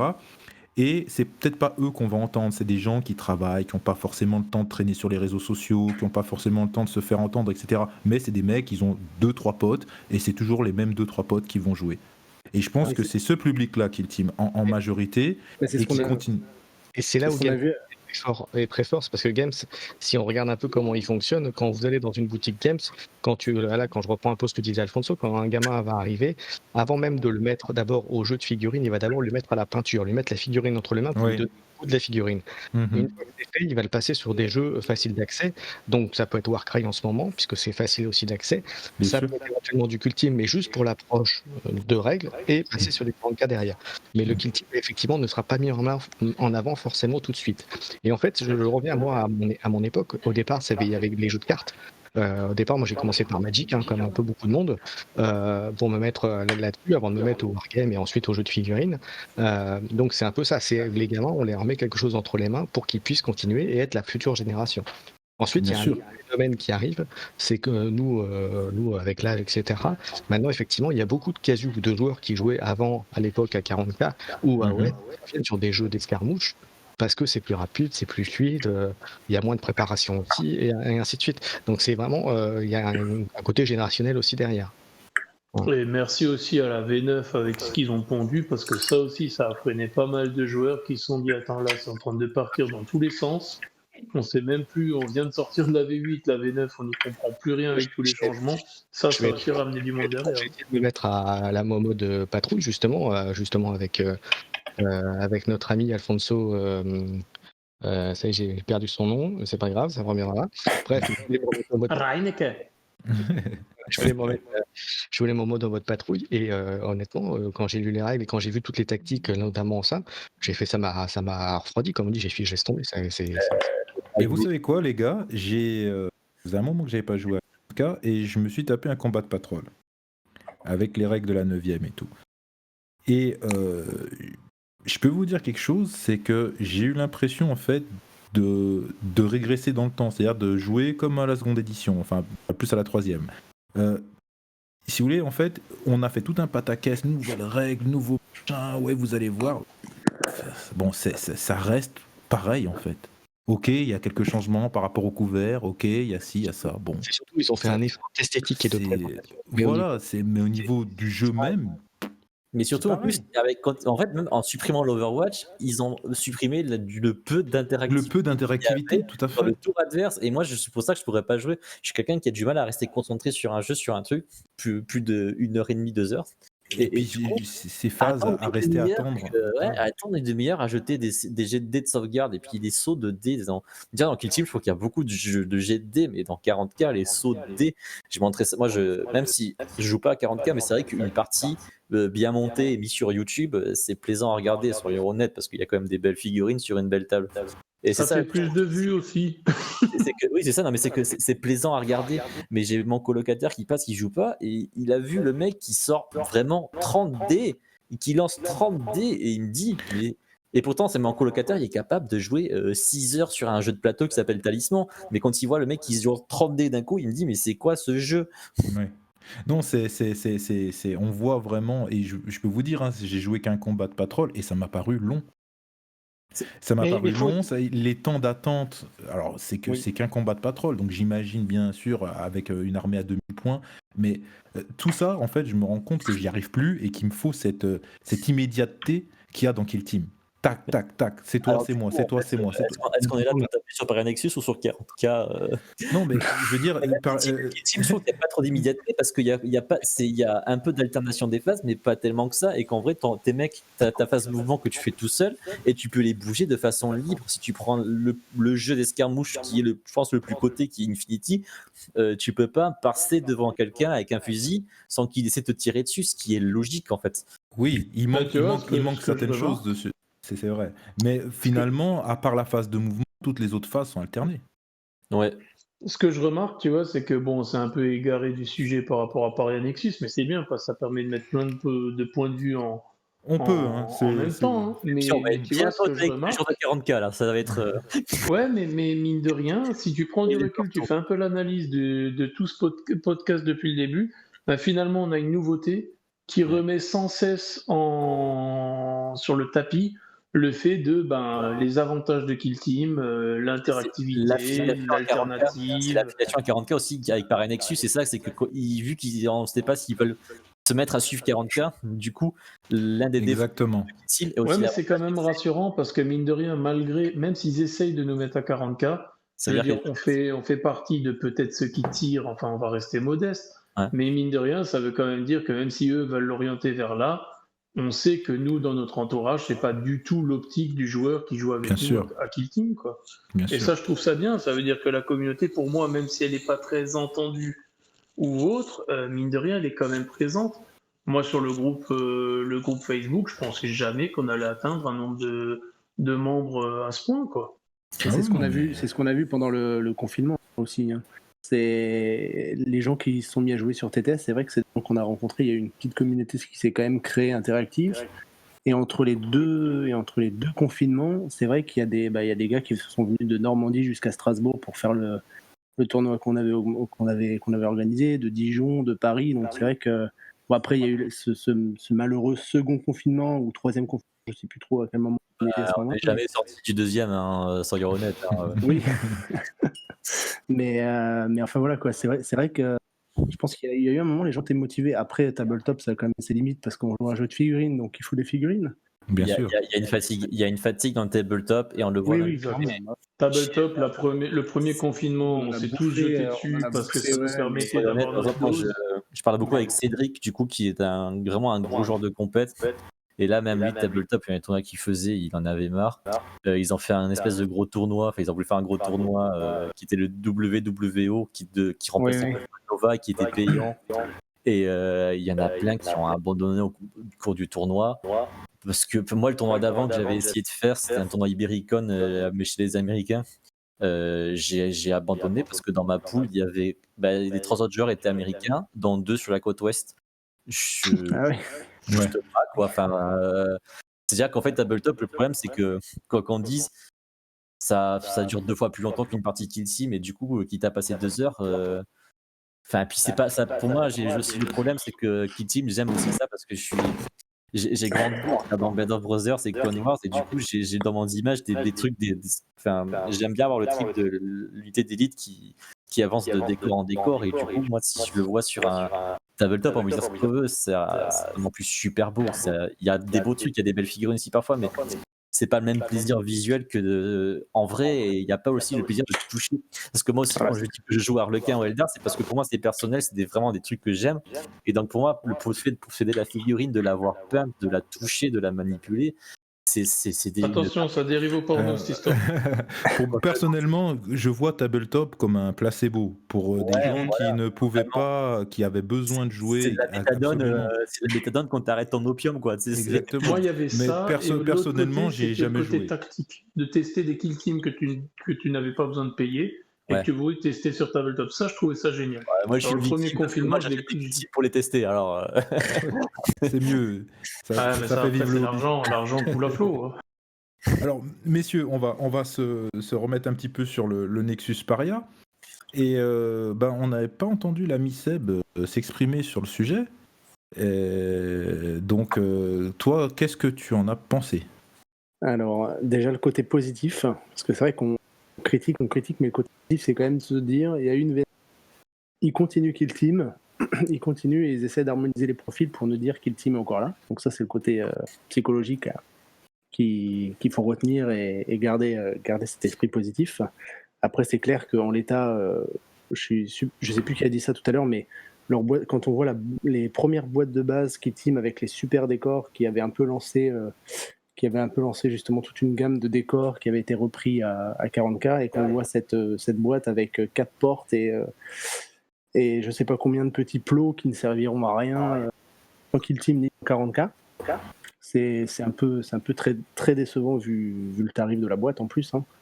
Donc ça, c'est un peu compliqué. Et après, bon, c'est vrai que se centraliser encore sur la Startess et sur les Necrons, c'est pour faire le rapport avec la boîte Indomitus, c'est en se disant, voilà, les personnes qui ont acheté la boîte à 2, les personnes qui ont acheté la boîte à 2 vont séparer Necron à Startess et feront pareil avec cette boîte de Kill Team pour avoir les unités spéciales qu'on peut pas avoir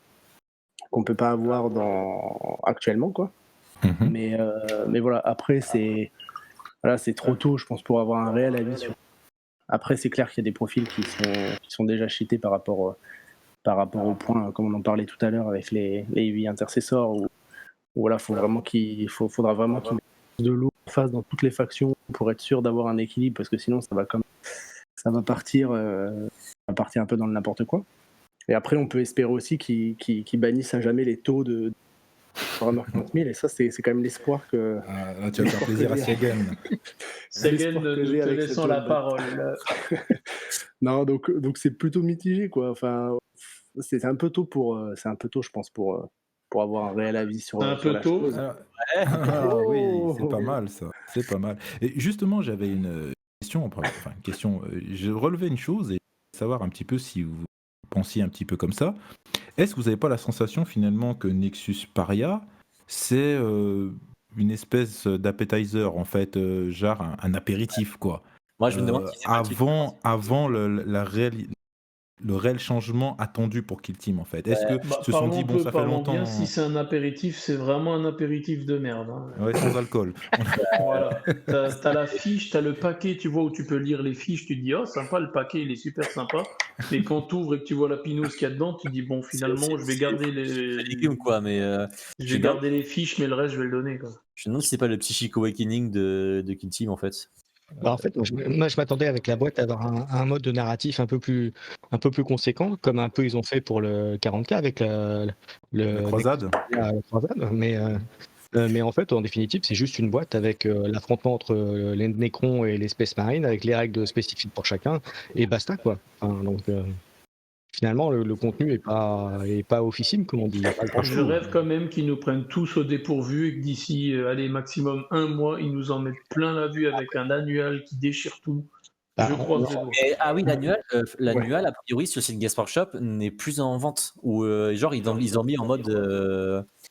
C'est étonnant, hein, pour un livre qui est en vente sur leur site depuis 2 ans. Alors, je regarde, je vérifie. Je crois du coup. Non, mais du coup, ils mettent. Et puis en vente, c'est qu'ils, genre, c'est dernière chance pour l'attraper, ça veut dire qu'il n'est plus imprimé. Donc, alors là, je vais encore faire l'extrapolation, mais avec Games Workshop, on est obligé de décider de tout interpréter. Tu vois, c'est comme les textos que vous recevez d'une nana, vous devez essayer de tout interpréter pour savoir des idées. Je n'ai pas de problème. Merci de ne pas m'inclure dans la conversation. Et en fait, c'est que du coup, on peut se dire que ça veut dire qu'il va être peut-être remplacé. Et qu'il nous le dit, ça, au moins qu'il nous rassure. Moi, je voudrais juste avoir l'avis de Siagen, si je peux me permettre. Oui, Siagen, ça fait longtemps, là, Siagen. L'antito est demandé. Alors, je pense que pour les Space Marines du carreau, j'espère les 2 points de vie. Je suis très. Écoutez, moi, mon expérience Games date de l'hérésie dans Blood Bowl en 2015. Ça fait quand même 2 fois qu'il nous la sort, celle-là. Hein. On va croire que tu as 120 ans, mon pote. Oui, tu peux croire ce que tu veux, mon vieux. Et mon point demeure que ça fait 18 mois qu'on entend un fac. Moi, je m'attends qu'ils ne vont rien changer. Je m'attends qu'ils vont laisser la boîte de Paria Nexus comme ça, qu'on aura peut-être quelque chose qui va sortir, peut-être qu'ils vont nous sortir des boîtes doubles, et là, ça va être le nouveau modèle pour Kill Team, qu'il va y avoir des boîtes doubles qui vont sortir, et c'est comme ça qu'ils vont mettre un update sur sur les factions. En fait, Parce que là- tu veux dire, Segen, que en fait, en gros, à chaque boîte Warhammer qui engagera des factions, ça serait suivi parallèlement par une boîte Kill Team des mêmes factions. Exactement. D'accord. Exactement. Un peu, si on regarde le modèle de Age of Sigmar, c'est ce qu'ils ont sorti à plusieurs reprises. Là. Ils ont sorti des boîtes de double faction. Quoique j'ai l'impression que le développement d'Age of Sigmar est mieux fait que 40K et Kill Team. Kill Team, c'est un sideshow. Parce que moi, quand je regarde le problème des intercesseurs, c'est trop gros pour seulement faire un fac. Là. Comme j'ai parlé du Plague Marine, après ça, j'ai fait un exemple avec un Blightlord Terminator. Ça vaut 40 points et ça a un point de vie de moins qu'un vie intercesseur. Ouais, mais ça fait. Et quand Oui. on parle du Hiveguard Tyrannide, qui est relativement dans les mêmes stats, 4 de force, 5 d'endurance, 3 points de vie, 2 attaques, c'est 35 points. Donc on parle ça sera un recalage vraiment brutal. Et je ne m'attends pas à ce que ça fait. Ce serait trop. Il faudrait trop vite, Games. Et Kill Team, pourquoi toucher à Kill? Ils ont d'autres ressources qui sont maintenant complètement en chaotique à COVID à cause de leur lancement. Ils investissent pour 40K. Age of Sigmar, la boîte Curse City. Et le reste, si on a un stagiaire à faire dessus. Donc, moi, je m'excuse d'être un peu négatif et pessimiste, mais si je n'ai pas d'attente, quand j'ai le problème des fois est ressorti, je dois te dire, j'ai vraiment réfléchi à mon objectif. Est-ce que je peux à ce jeu-là? Moi, ce qui m'a chassé 40 ans quand j'ai arrêté, c'était cette approche que chaque codex améliore. Tu dois attendre un certain temps avant d'arriver au codex. Et de voir Moi, tu m'as convaincu, j'arrête le wargame. Mais non! Je joue à plein d'autres wargames. La seule chose, c'est que je vais me lancer sur Warcry. Si je veux, je suis en train de faire une équipe d'orques sauvages. Mais c'est seulement que j'ai été déçu. Ça devient une grosse déception, même si j'achète la boîte, parce que moi, je trouve que les décors fonctionnent avec le plateau et les figurines ne m'intéressent pas et que le marché, comment il va tomber, ça devrait me permettre d'avoir ma boîte pour pas grand-chose. Je rejoins ton point de vue de se dire vaut mieux s'attendre à rien, comme ça au moins tu n'as que des bonnes surprises. C'est un peu ce qu'on avait depuis 2 ans. Quoi. Et encore. Non, mais en vrai, aussi, le truc auquel je pense, c'est que quand on parle de la politique de Games Workshop, c'est qu'il faut savoir que Kill Team, c'est déjà une réponse, c'est une réponse au succès qui a surpris de Shadow War Armageddon, qui était un truc entre la V7 et la V8. Exact, c'est vrai. Exact. Kill Team, qu'ils avaient dit qu'ils allaient soutenir, ils ne l'ont pas fait. Et en gros, quand ils ont annoncé Kill Team, ils l'ont dit en mode, on a senti que c'était. En fait, on a vu que Shadow War ça avait plu, mais on voulait faire un vrai truc. Et du coup, on a attendu pour faire Kill Team. Donc peut-être que là, ils ont attendu pour faire encore un autre truc, on ne sait pas. Après, Alors, moi, je sais que si je joue à Kill Team aussi, c'est parce que sinon, si je voulais vraiment jouer jusqu'à de l'escarmouche, je jouerais Infinity, soyons honnêtes, mais il n'y a pas autant de joueurs. Et surtout, je joue parce que j'aime les factions, j'aime Harlequin, j'aime les Harlequins et il n'y a pas d'Harlequin ailleurs. On parle de qui? En fait, il y a une théorie qui a été soulevée donc, par des youtubeurs anglophones, et j'en discutais avec Biranids là-dessus. En fait, une théorie qui dit qu'en fait, à cause du Covid, il y avait des choses qui étaient prévues pour Kill Team qui ont été décalées. Killzone, le bouquin Killzone, on le connaissait de nom depuis au moins 6 mois. Parce qu'il y a des fiches, des fichiers d'importation ou je sais pas quoi que les boutiques reçoivent qui sortent. Qui étaient Killzone notifiées. est connu depuis un moment déjà. Mais je veux dire encore plus loin que ça, dans le sens où la sortie de la V9 à cause du Covid a été précipitée, on va dire. Ou décalée. En tout cas, il y a eu un couac à ce niveau-là. Du coup, quand vous regardez Kill Team, comme il est sorti pour la V8, on a eu un bouquin avec toutes les factions, etc. On avait quelque chose d'à peu près équilibré où on pouvait jouer. Là, on peut pas l'avoir tout simplement parce que tous les codex ne sont pas sortis. Games ne va sûrement pas sortir un bouquin Kill Team qui regroupe toutes les factions avec éventuellement de nouvelles unités qui sont prévues à la base pour 40K qui seront mis en avant dans Kill Team. Ça, c'est juste impossible. Donc, ils partaient du principe que une fois que tous les codex de la V9 seront sortis, que s'il y a des nouvelles unités pour diverses factions qui soient mises, etc., derrière, c'est à ce moment-là qu'il y aurait une refonte du jeu. Je serais d'accord avec ton... Qu'en fait, que Nexus Paria, Nexus Paria répondait justement à l'impatience. Et encore une fois, oui, il n'y a rien. On a... Juste, excusez-nous, du coup, tout a été chamboulé parce que voilà, on ne pourra pas sortir avant que. Ah non, ça fait pas partie de leur Tu vocabulaire. demandes à Gabe de faire des Jamais de la vie. publics. Non, Alfonso, là, on arrête. Ah non. Juste, ils vont tirer, on serait rassurés, on continuerait à acheter. Là, regardez, ils vont perdre Siaken, ils vont perdre la moitié des ventes d'Alpha Legion. Moi, j'ai un point de vue bien spécifique. Je pense qu'avec le Covid et les sorties qui ont été retardées les unes après les autres, je pense qu'ils avaient un timing de sortie de plusieurs sorties à quasiment équivalent à 1 ou 2 semaines, mais pas comme ça aussi espacé. Et que je pense que dans leur plan de démarchage, enfin, et de sortie de leurs différentes extensions, livrets, codex et tout ça, il y avait un plan de bataille, on va dire, pour 40K, certainement pour Kill Team un peu au milieu, même si, comme on disait, c'est un jeu voilà, qui leur coûte pas très cher et qui peut finalement leur apporter du monde, on va dire ça comme ça, un point d'entrée, même si ça reste un jeu, à mon sens, un peu compliqué comme point d'entrée pour arriver à 40K. Même malgré tout le plaisir qu'on a à jouer, etc. Attention, mais c'est effectivement, voilà, c'est pas un point d'entrée aussi facile que pour Elite Warcry, par exemple. À mon sens, quand on regarde les règles et le fonctionnement du jeu, c'est quand même encore, voilà. Même si effectivement, au moment où, comme il n'y avait pas Warcry au début de Kill Team, c'est sûr que Kill Team était le point d'entrée privilégié, on va dire. La seule chose qu'on pourrait rajouter sur le fait qu'ils ne sortiront pas les unités, peut-être que, moi là je mets mon chapeau en papier d'aluminium, et si on regarde dans Warcry... Expression québécoise. Non, c'est la traduction de Putting My Tinfoil Hat. J'ai perdu tout le côté gauche. Si je regarde ce qui s'est passé dans Warcry, ils ont sorti les livres des factions, en particulier la faction du chaos, avant d'avoir sorti les livres pour AOS. Vous allez me dire, AOS, c'est pas... Parce qu'il y avait les données de Slaanesh, n'étaient pas encore sortis, ils ont trouvé les statistiques et les types d'unités dans le livre du chaos de Warcry. Vous allez me dire, c'est pas 40 000, c'est trop important, ils feront pas ça. Non, Siagen, c'est pas ça. C'est juste que le système n'est pas le même.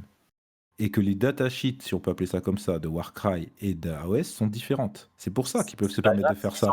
Alors que pour Kill Team, les datasheets sont identiques à celles de 40K. Et c'est là, en fait, où ils peuvent pas faire un scindement avec Kill Team tant qu'il y aura ce lien des mêmes datasheets, des mêmes armes.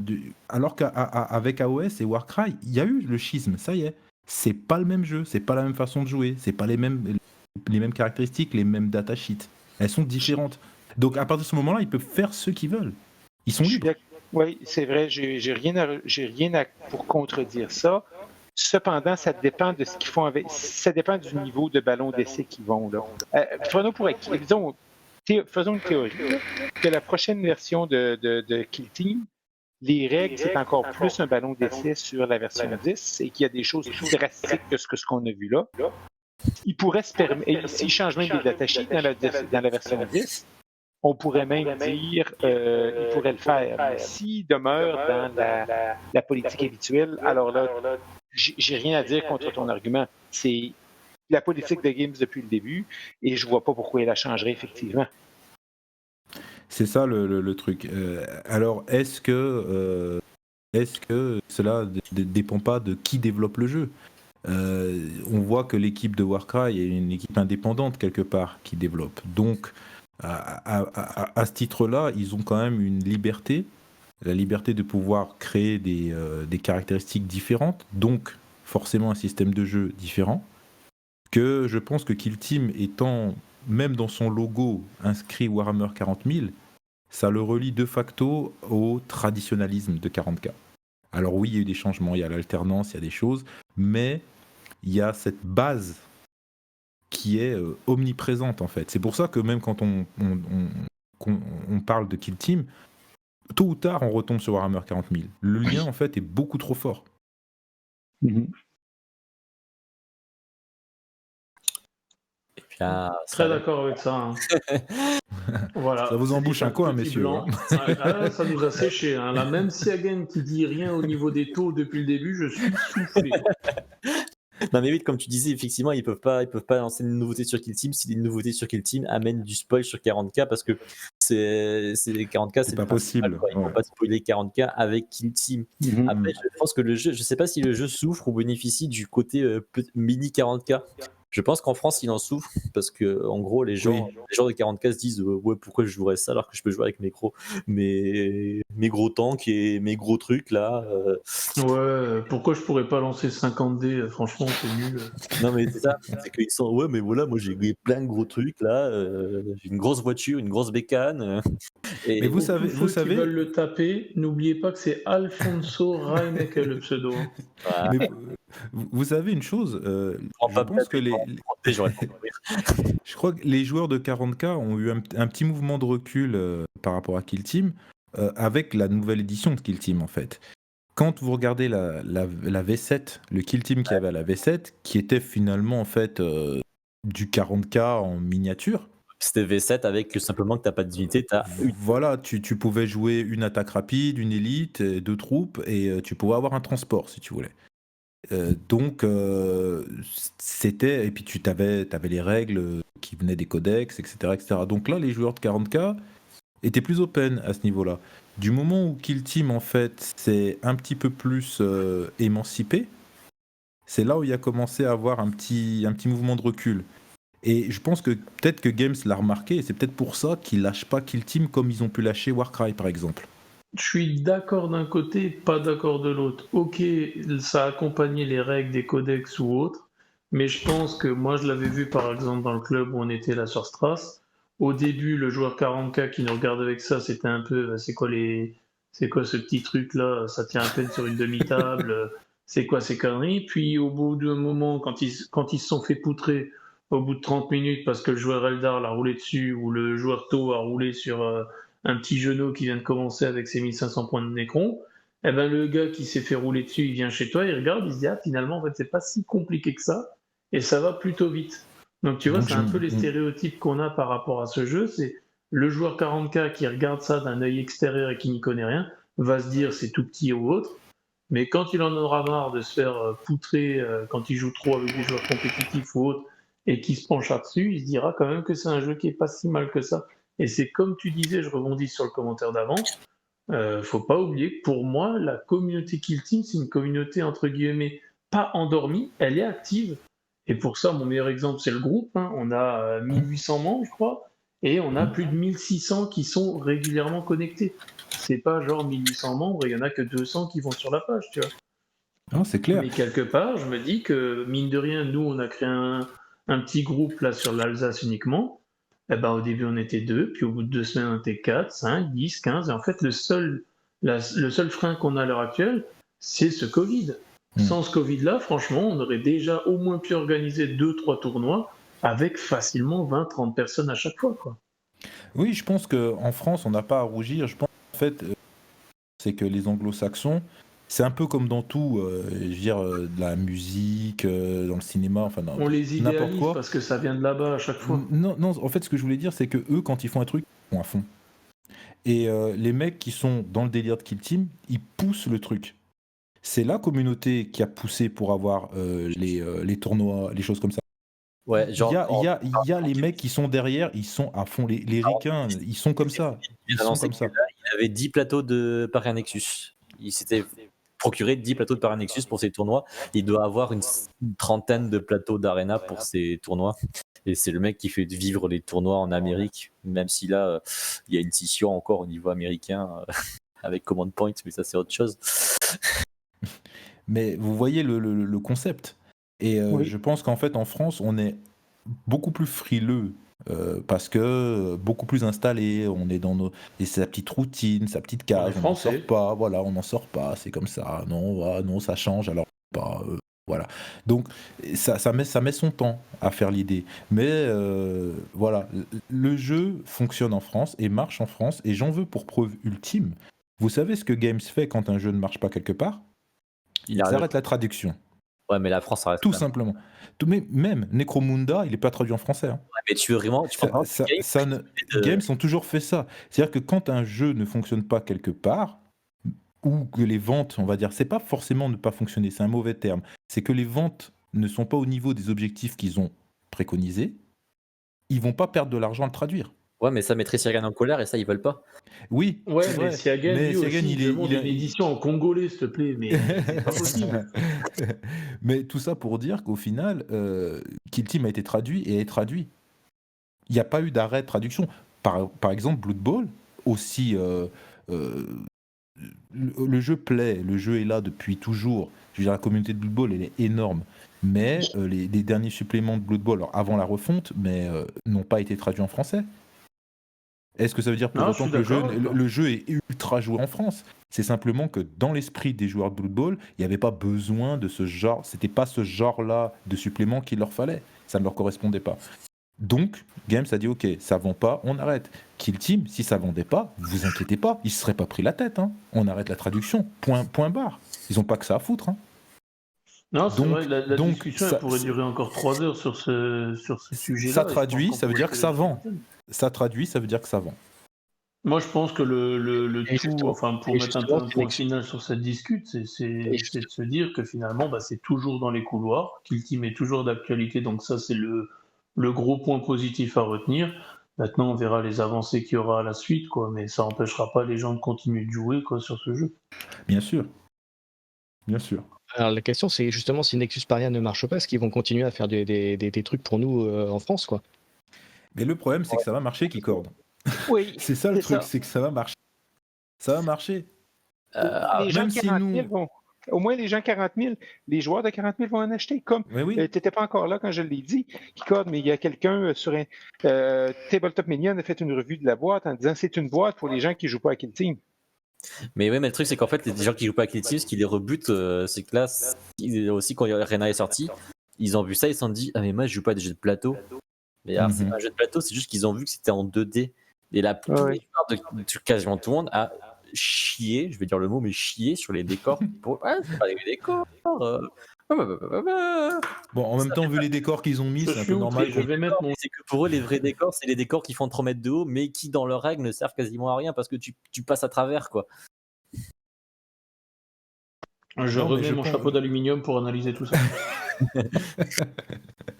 Mais pour répondre à Keycord, oui, je pense que derrière, il y aura quelque chose parce que, voyons, là, on est des passionnés, on parle du jeu, on parle des ressentis qu'on a, mais essayons de voir les choses de manière froide et méthodique. Games, entreprise, profit, argent. Point.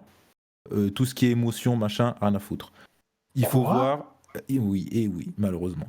Et donc, même si c'est des joueurs 40K qui achètent la boîte pour revendre derrière les figues, peu importe. Eux, ils vont regarder uniquement le nombre d'exemplaires écoulés.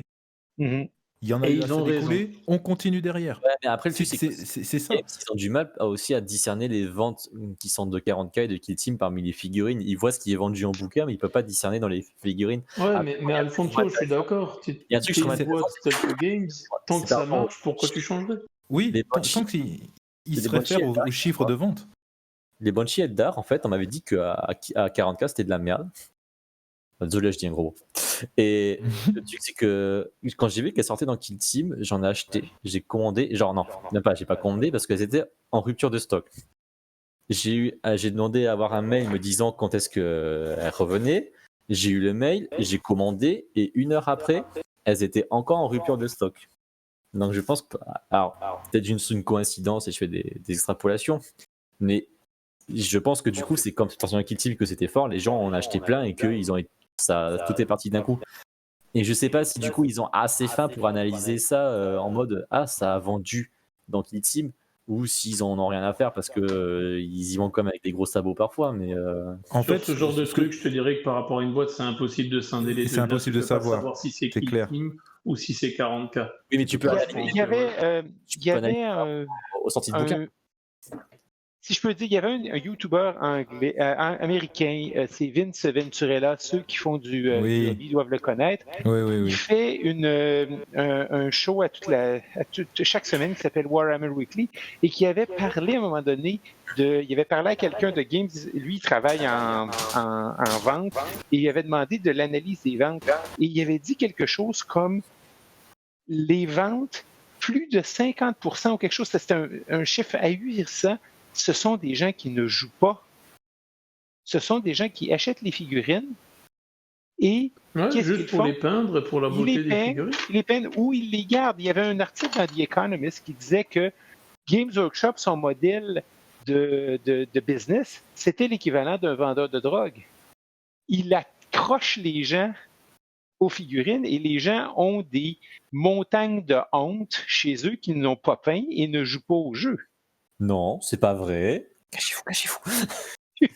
Donc, mais c'est seulement pour vous dire que Games sont complètement, comment je peux dire, athées sur qu'est-ce qui fait vendre. On Est-ce en que ça fait revient vendre sur parce le que c'est des fait gens que qui- c'est pas des créateurs de jeux, c'est des créateurs à la base de figurines. Ben oui, mais t'as vu les dernières figurines de Blood Bowl, les figurines elfes? Tu peux pas ça jouer avec reste ça, les tu vas meilleurs, briser. ça reste franchement à l'heure actuelle les quoi meilleures contre les figurines elfes? en termes de finition que tu trouves sur le marché. Ah oui, Je suis non, non. d'accord avec Moi, je toi, suis un mais investisseur, je suis Games, tant que ça marche et que je sais que mon plastique gris, tout le monde va l'acheter, franchement, je vais pas me casser 2 secondes la tête à me dire est-ce que je vais remodifier une règle là qui au final exactement. ne m'apporte rien au niveau de mes ventes, alors que derrière, j'ai plein de communautés que je connais même pas et qui vont m'écrire un mail où je vais leur dire oui, je vais vous aider, je vais vous envoyer 3 médailles pour faire le podium, mais par contre, vous mettez un gros Games Workshop sponsorisé dessus. Franchement, ils ont aucun intérêt à se faire chier sur ça. Hein. Mhm. Games fait du games depuis des années et quoi qu'on en dise, à la fin, on va quand même acheter parce qu'on trouvera ça cool. Au début, on va trouver ça, ça va être une hérésie, c'est trop cher ou autre. Puis au final, on va continuer d'acheter. Donc finalement, je me Parce dis, que bon, c'est les plus gros. En vrai, n'importe quel club de jeu, tu veux jouer à un truc, t'as 20 fois plus de chances de trouver une partie si tu joues dans l'univers de games que si tu joues ailleurs. exactement. Enfin, sinon. Mais ça, tu l'enlèveras pas. C'est comme si aujourd'hui, tu dis, est-ce que Adidas, Nike, Puma, pour donner 3 marques, si aujourd'hui tu dis, bah ouais, non, faut pas acheter Adidas, faut acheter marque B. Le mec qui se dit il veut une super belle paire de godasses, le premier réflexe qu'il va avoir, il va se dire non, attends, je vais aller chercher sur Adidas d'abord. Si Puis tu veux, finalement, si c'est trop cher, je vais rétrograder sur autre chose. Quoi. si tu veux jouer aux cartes, quand tu vas, si tu joues à Magic, t'es sûr que dans n'importe quel club de jeu, tu trouveras des joueurs de Magic. Alors que si tu veux jouer Exactement, c'est le même la principe. Légende des 5 anneaux, qui je pense est un jeu infiniment supérieur, il faut les trouver les joueurs. Mais écoutez, Attention, moi, tu as déjà frustré plusieurs communautés, Alfonso. mais moi, je vais parler. Regardez, Non, Magic, Games Workshop fait quelque chose pour leur donner. Ils font les meilleures figurines en plastique sur le marché. Et ça reste la boîte qui a la plus grosse exponentielle au niveau des chiffres d'affaires, les gars. c'est les seuls qui ont leur propre boutique. Ils ont carrément. C'est comme Apple, en fait. Faut se dire, c'est comme Apple à ce niveau-là. Ils ont leur propre boutique. Mais ils nous donnent aussi des bonnes choses. Quand on regarde des boîtes qu'ils nous ont données, alors on chiale sur Paria Nexus, c'est parce qu'on a été gâtés. On a été gâtés avec la boîte Indomitus qui, pour la valeur, était un contenu incroyable. On a été gâtés avec la première boîte de Kill Team, avec les Killzone. On a été gâtés pourris. Et là, Non, mais c'est ce que je disais au début du podcast. On a tellement été, et je rejoins ton point de vue, on a tellement été avantagé entre guillemets, enfin tellement, c'est pas non plus, on n'a pas gagné 200 balles par boîte, mais on a tellement été habitué à avoir entre guillemets une bonne carotte que derrière on est déçu. Maintenant, franchement, tu vois une Paria Nexus qui sort avec 2 fois plus d'unités Space Marine, c'est Necron. Est-ce que ce soir on a cette discussion? Non. On va juste parler des profils, des datasheets et tout, et on va se dire, oh, c'est dans le bon sens, il y aura du bon derrière. Mais moi, ce que je pense et ce qu'il faut faire en tant que communauté, c'est de ne pas être passif. Moi, je regarde ce que la communauté de Blood Bowl a fait. Elle s'est accaparée le jeu pour soi-même. Et maintenant, on peut trouver, pour taper Fantasy Football Miniature sur Google, et vous allez tomber sur plein d'autres compagnies qui font plein d'autres trucs. pour jouer au jeu Games Workshop et les règles de la NAF pour jouer au jeu Games Workshop aussi. Donc, c'est pour ça, mon cher, Donc, il faut que créons la NAF on Kill Team. continue à faire des choses, que ce soit Kill Team Express, que ce soit exactement. voilà, que nos camarades de KTF France, Joker et Seb, qu'on continue à faire des trucs intéressants pour faire vivre le jeu. Donc ça, c'est vraiment... Là, en ce sens-là, on est pas mal. Drix, lui, continue à faire les momentum et puis des émissions comme comme on est en train de faire. Donc ça, tout ça, ça va aider à faire monter le jeu. Et puis il faut pas, voilà, c'est avec une communauté comme voilà, nous on n'est qu'une petite partie de la communauté. Donc voilà, il faut que les gens et puis il faut qu'ils aient des supports comme nous on peut l'être pour faire vivre tout ça, quoi. Exactement. On regarde juste en Ukraine ce qui se fait. Ils nous ont sorti un pack de tournois qui est en train de devenir international. Les Espagnols qui font tellement de tournois que j'en suis jaloux. Ils ont fait plus de tournois en un an que j'ai de figurines de pain. En France, moi je sais que pour la communauté francophone, on est, comme tu l'as bien répété, pour la communauté anglophone avec Glass of Death, Command Point, avec Kill Team Stream. Donc, mais moi, c'est seulement. Il y a même une communauté en Australie, quoi. J'ai trouvé un pack de tournois australiens. Ouais, non, mais je rigolais avant, mais tu verras le Kill Team congolais, tu vas voir. Exactement. Mais donc, moi, ce que je dis aux gens, c'est si vous êtes 5 personnes perdues. On a perdu Siagen. Ouais, j'entends. Ah, je croyais que c'était moi qui buguais, en fait. Bon, ben ça y est, c'est le chapeau d'aluminium qui a bloqué les... Ouais, mais c'est ça, c'est le chapeau d'aluminium. Au Québec, on le dit toujours, quand tu perds ton chapeau d'aluminium, tu t'en bouffes les... Enfin, tu vois. Ouais, voilà. Ben, qu'est-ce qui se passe, Yagen, là? Bon, c'est Mais pas je grave. pense que ce qu'il voulait dire, c'est quelque chose auquel on avait déjà réfléchi en équipe et qu'on avait déjà parlé avec ceux qui ont participé au tournoi, c'est de créer déjà une ligue pour tout ce qui est tournoi au niveau francophone, parce que oui, ok, c'est super, il y a l'ITC, il y a tout ce que vous voulez, mais finalement, qui a envie de se taper toute la route à aller dans tous les pays autres? Moi, je le fais, hein, mais après moi, c'est que j'ai de la chance, c'est que mes parents habitent près de Bayonne, donc quand il y a un tournoi pas dans le nord de l'Espagne, je peux. Bon, s'il y a des tournois à Bayonne. Non, mais voilà, quand j'ai fait un tournoi à Santander, parce que c'était à 2-3 heures de route de chez mes parents. Donc je suis parti à Saint-Sébastien, j'ai pris un covoit, et puis voilà. Et en vrai, c'est un truc que je peux prévoir, mais.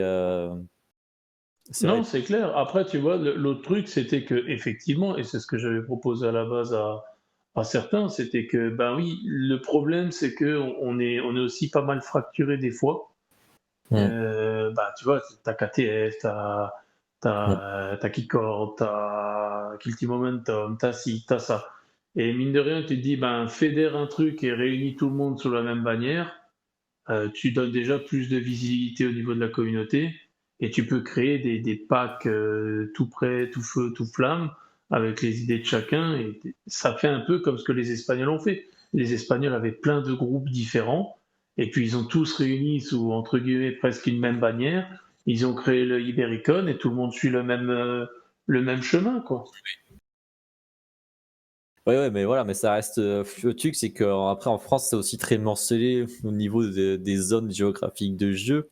Parce qu'en vrai, c'est difficile de trouver les zones géographiques où on joue vraiment à Kill Team. Ah Après, ouais, c'est clair. Après, comme vous savez, les gars, le joueur de Kill Team est pas facile à détecter, dans le sens où on est beaucoup dans le casu, tu vois, mais c'est pas parce qu'on le détecte pas que lui nous entend pas, en fait.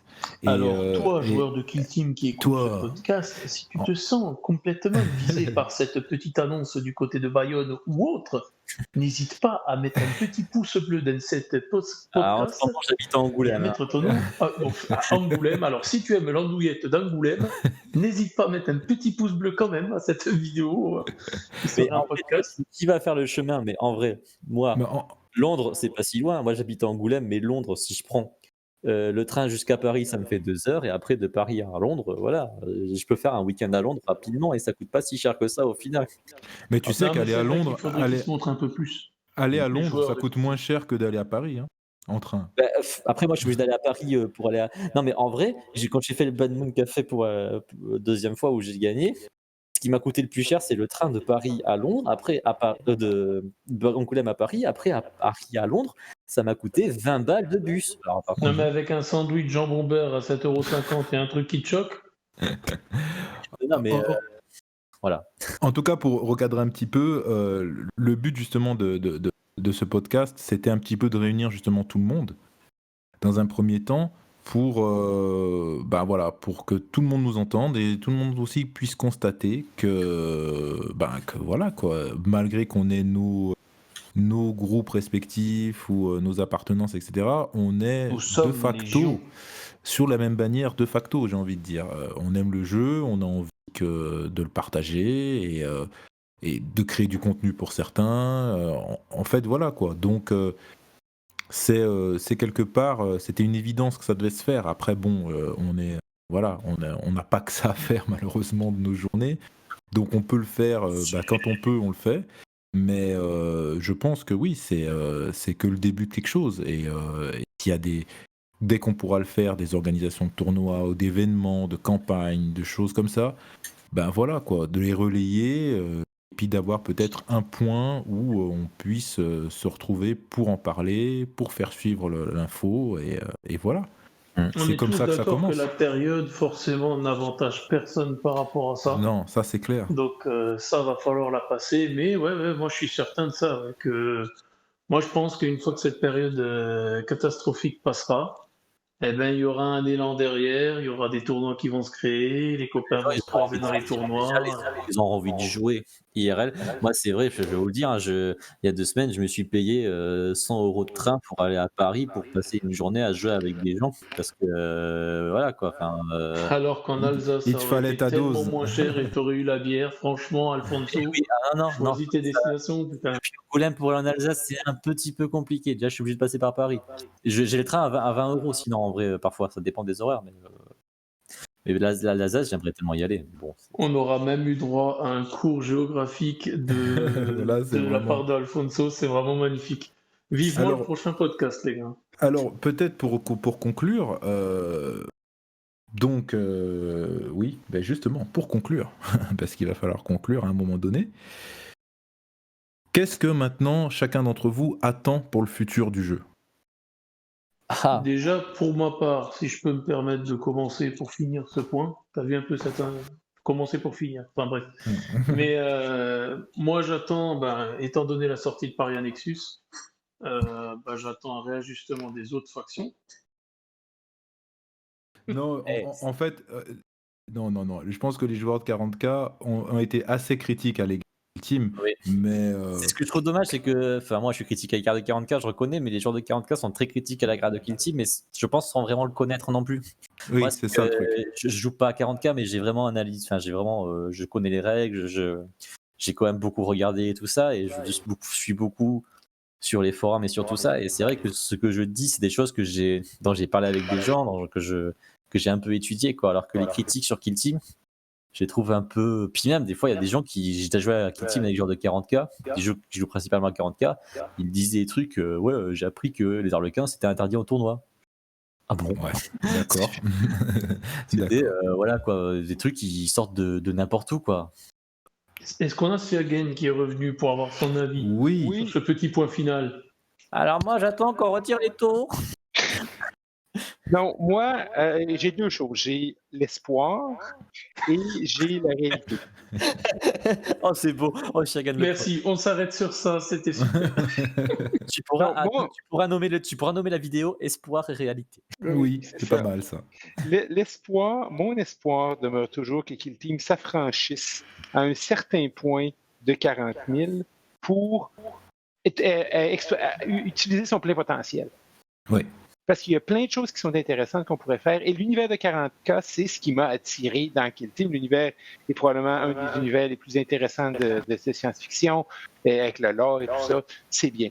Donc, mon espoir, c'est que ça s'affranchisse de 40K pour demeurer quand même le petit cousin, mais qu'on ait des choses comme à Necromunda, peut-être une datasheet un petit peu différente et un tour alternatif. Mais la dure réalité, c'est qu'avec le COVID et avec les 18 mois qu'on a passés à attendre un fac, je m'attends à rien. je m'attends à rien parce qu'ils vont mettre leur énergie sur quelque chose d'autre. Et s'ils mettent l'énergie sur quelque chose, ça va être quelque chose qui va être décevant par rapport aux attentes que j'aimerais avoir. Donc, je m'attends malheureusement à rien, au moins jusqu'en 2022, qu'il se passe de quoi là, de significatif.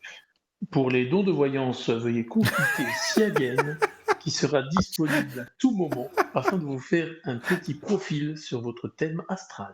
À 23 € la minute. Dis Oh donc. putain, et après tu dis que c'est Games qui est cher? Il faut que je paye mon gains. Il a des actions chez Games. Oui, effectivement, le meilleur investissement que j'ai fait de ma vie. Alors qu'un Nexus, si vous l'achetez, ça achète une piscine à Siagen. Réfléchissez. Keycord, notre ami Keycord. Alors, moi, j'aimerais bien qu'ils continuent des sorties Kill Team, déjà, c'est la première chose, et qu'ils continuent et qu'ils remettent du contenu Kill Team dans les White Dwarf, parce que ça fait un bon moment qu'on n'en a pas eu. Oui. Donc, ce serait pas mal, et puis montrer qu'ils continuent le jeu, même si on le sait, nous, qu'a priori, il y aura des choses, mais pour faire vivre un peu la communauté, il faut du contenu aussi de temps en temps. Mhm.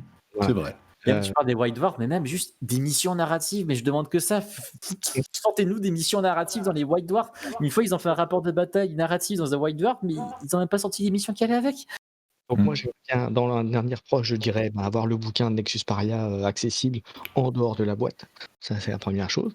Et puis ensuite, des règles pour les autres factions, parce que c'est vrai que là, les autres factions font un peu autre que Space Marine et Necron, et encore les Necrons n'ont pas été forcément très avantagés, mais avoir autre chose, parce que voilà, pour avoir quelque chose à se mettre sous la dent pour les autres factions. Bien sûr. On est d'accord. Complètement. Et l'ami Seb? Oui, c'est un petit peu comme ce que vient de dire Keycord. De toute façon, je pense qu'il faut laisser comme ça dans l'attente. Et enfin, si, ils peuvent le faire, mais ça serait un peu con.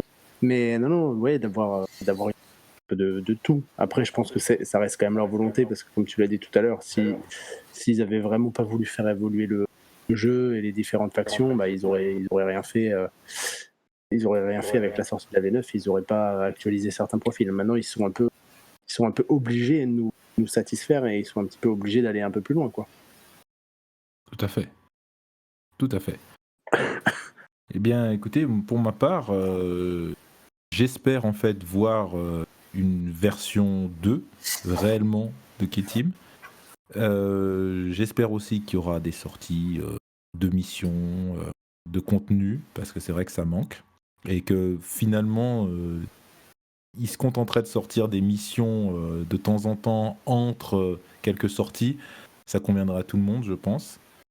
Et puis j'attends aussi avec impatience un petit peu ce que Siegan attend aussi, c'est-à-dire cet affranchissement, cet espoir d'affranchissement et d'avoir une personnalisation. C'est-à-dire que j'aimerais qu'ils vendent des Kill Team un petit peu comme on voit des équipes de Necromunda ou de Blood Bowl, vous voyez, avec des figurines spécifiques, avec, vous voyez, une Kill Team entière. Moi, ça me fait peur un petit peu ça. Mais parce spécifique et autre que les sculptures de 40K. Ça, pour le narratif, ce sera pas mal. Après, pour le compétitif, c'est sûr que ce sera un peu mort. Non, même pas, parce que finalement, ça sera des kill teams. Après, tu les joues en proxy s'il y a quelque chose qui te convient pas. Et puis les joueurs de 40K achèteront aussi, parce que c'est des belles figues, parce que voilà, ils pourront les incorporer à leur unité. Donc, il n'y a pas vraiment de risque en fait à faire ça, quand tu réfléchis bien. En fait, s'affranchir, j'ai un petit peu peur. D'un côté, j'aimerais vraiment, parce que je pense que du coup, la situation bâtarde d'être pas 40K, mais un petit peu, ça crée des soucis. Puis même, moi, j'aimerais bien avoir des systèmes avec des dés à 10 phases, parce que je pense que ça améliore Enfin, ça donne plus de choix. Mais bref, c'est juste que si on s'affranchit trop, du coup, je pense que ça devienne vraiment niche. Déjà que c'est un peu une niche, mais au moins, comme il y a l'affiliation à 40K, ça permet de garder les joueurs de 40K dans le coin. Mais alors, ça sera toujours affilié à 40K. Je pensais à un peu comme moi, par rapport à... Oui, mais justement, Warcry, ça fait vraiment, pour le coup, niche. Je sais pas si les joueurs de Age of Sigmar jouent vraiment à Warcry. Et a priori, quand ils ont mis des figues de Age of Sigmar dans Warcry, genre les Storm Marine ou les Stormcast et tout ça, ils étaient craqués. Ils étaient craqués et ça a détruit le jeu, en fait. Enfin, détruit. Ça l'a impacté. Après, à voir comment ils vont gérer ça. Mais en tout cas, on jette un petit peu nos envies. Oui. On verra bien ce que Games, parce qu'au final, ça sera toujours eux qui décideront ce qui se passera. Et puis on suivra. On verra surtout si au prochain podcast, on se sera tous ramassés comme il faut. Est-ce qu'on aura les mêmes avis ou pas? Ça va être très intéressant de voir le changement. Et puis il faudrait qu'on compte le nombre de défaites qu'on a pris face aux Marines. Ça pourrait être sympa. Moi, je refuse de jouer les Space Marines avec Paria. Là. Non, c'est clair. Là. Mais tu sais quoi, je vais essayer quand même. Je vais prendre les trucs à rire et puis moi, je vais j'ai essayé, j'ai eu des problèmes. Je sais qu'on va avoir des problèmes, mais je me sur un Mais moi, j'ai juste regardé avec mes outils que j'ai aucune façon de les contrer, à moins que je compte sur la chance. Et c'est ça que j'avais oui, mais bon, avec une truelle, tu vas pas loin non plus dans tes outils, putain, il y a un moment. Mais là, quelque chose me dit qu'il va y avoir une recrudescence de Custodes dans les kill teams pour pouvoir résister un petit peu. Bah, s'ils font la même sortie en points, ça veut dire que le custo, il bouge pas, il reste à 33 points, et du coup, il passerait à 6 points de vie avec... Ah non, ça va être bien. Vivement les Space Marines du chaos à 2 points de vie. Ça va rien changer. Tu vas avoir rien changer à 2 points de vie. Le problème, c'est que je suis pas capable de tuer un intercesseur sur un objectif. Mais oui, mais après, attends, t'es marrant, mais pourquoi tu veux jouer les factions de merde aussi là?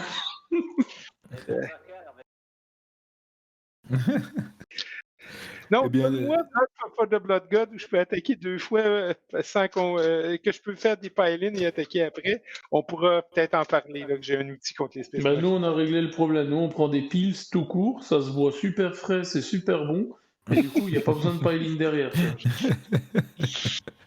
Eh ben, en tout cas, messieurs, franchement, on a passé un bon moment. On est parti un petit peu dans tous les sens, mais quelque part, c'était... Oui, en fait, c'est très narratif finalement quand tu regardes. Il y a beaucoup d'influence de l'environnement, alors entre guillemets, qui était fait pour équilibrer un petit peu le déficit des Nécrons. Est-ce que vraiment pour pas ça va se fasse complètement table rasée, quoi? Se faucher, mais est-ce en que douceur. vraiment, exactement, mais est-ce que vraiment ça apporte quelque chose au déséquilibre total? Pas grand-chose à mon avis. Hein. Donc à voir, mais de toute façon, hein, ce n'était que le premier podcast d'une série. Alors, comme je vous l'ai dit, ça part un petit peu dans tous les sens, mais c'est pas plus mal parce qu'on peut creuser un petit peu plus loin. On est moins limité que sur nos réseaux officiels. Donc voilà. On refera le point. Je pense qu'il va falloir maintenant qu'on joue un petit peu à ça. Qu'on teste, qu'on essaye, et puis pour se faire vraiment un avis plus pointu, et pas seulement des impressions. Et je pense que quand on aura tourné un petit peu dessus, on se rejoindra, et puis on fera un petit point, si vous êtes tous d'accord. Avec très grand plaisir. Avec grand plaisir aussi, oui. C'est bien cool. Oula, Keycord, on n'entend plus. On l'a perdu? Si, je suis là. Ah, tu es là. Ok. Voilà, donc, écoutez, je pense qu'on va conclure là-dessus. Merci les gars, vous êtes prêtés au jeu. Donc, il n'y a pas de rendez-vous pour la prochaine fois parce qu'on ne sait pas quand il y aura une prochaine fois. C'est toute la surprise. On fait du games. Voilà, en fait, on fait du games. Voilà. Oui. Attendez pas la mise à jour parce que vous allez attendre longtemps. Donc voilà, on le fera quand on aura le temps, l'envie. Et puis, de toute manière, c'est open. Surtout la possibilité de le faire. En tout cas, merci en tout cas pour l'invitation. Merci à tous les autres poteaux de l'équipe là. Ça fait plaisir de tous se rejoindre autour d'une discute comme ça. Ouais, moi, clair. pour ma part, j'étais très très content de ce petit podcast et j'ai hâte de voir le prochain. Joker, j'ai une revanche à prendre contre des très... Avec qui? Avec toi. Et il faut que je... Sur quoi? Sur Kill Team, de quoi on parle? Ah oui, mais quel est donc ce jeu? Je ne comprends pas. Eh ben, quand tu veux, il n'y a pas de problème. Avec très très grand plaisir. Voilà. Eh bien, écoutez, merci encore les gars. Écoutez, je pense que sous la description de la vidéo, je mettrai les liens de chacun. Espoir Espoir et réalité. et réalité. Voilà, signé Siagan.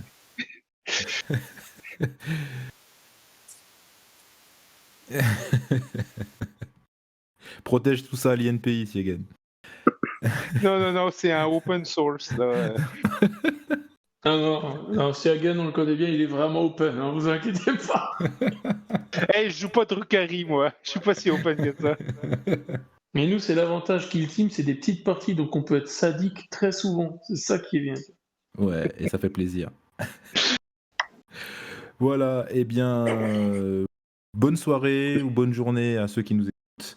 Et puis, à bientôt. Restez branchés sur nos réseaux personnels. Et puis, on ne manquera pas de vous annoncer le prochain Killcast dès que nous en aurons le temps et la possibilité. Merci à tous. À plus tout le monde, ciao ciao. Ouais, tout le monde.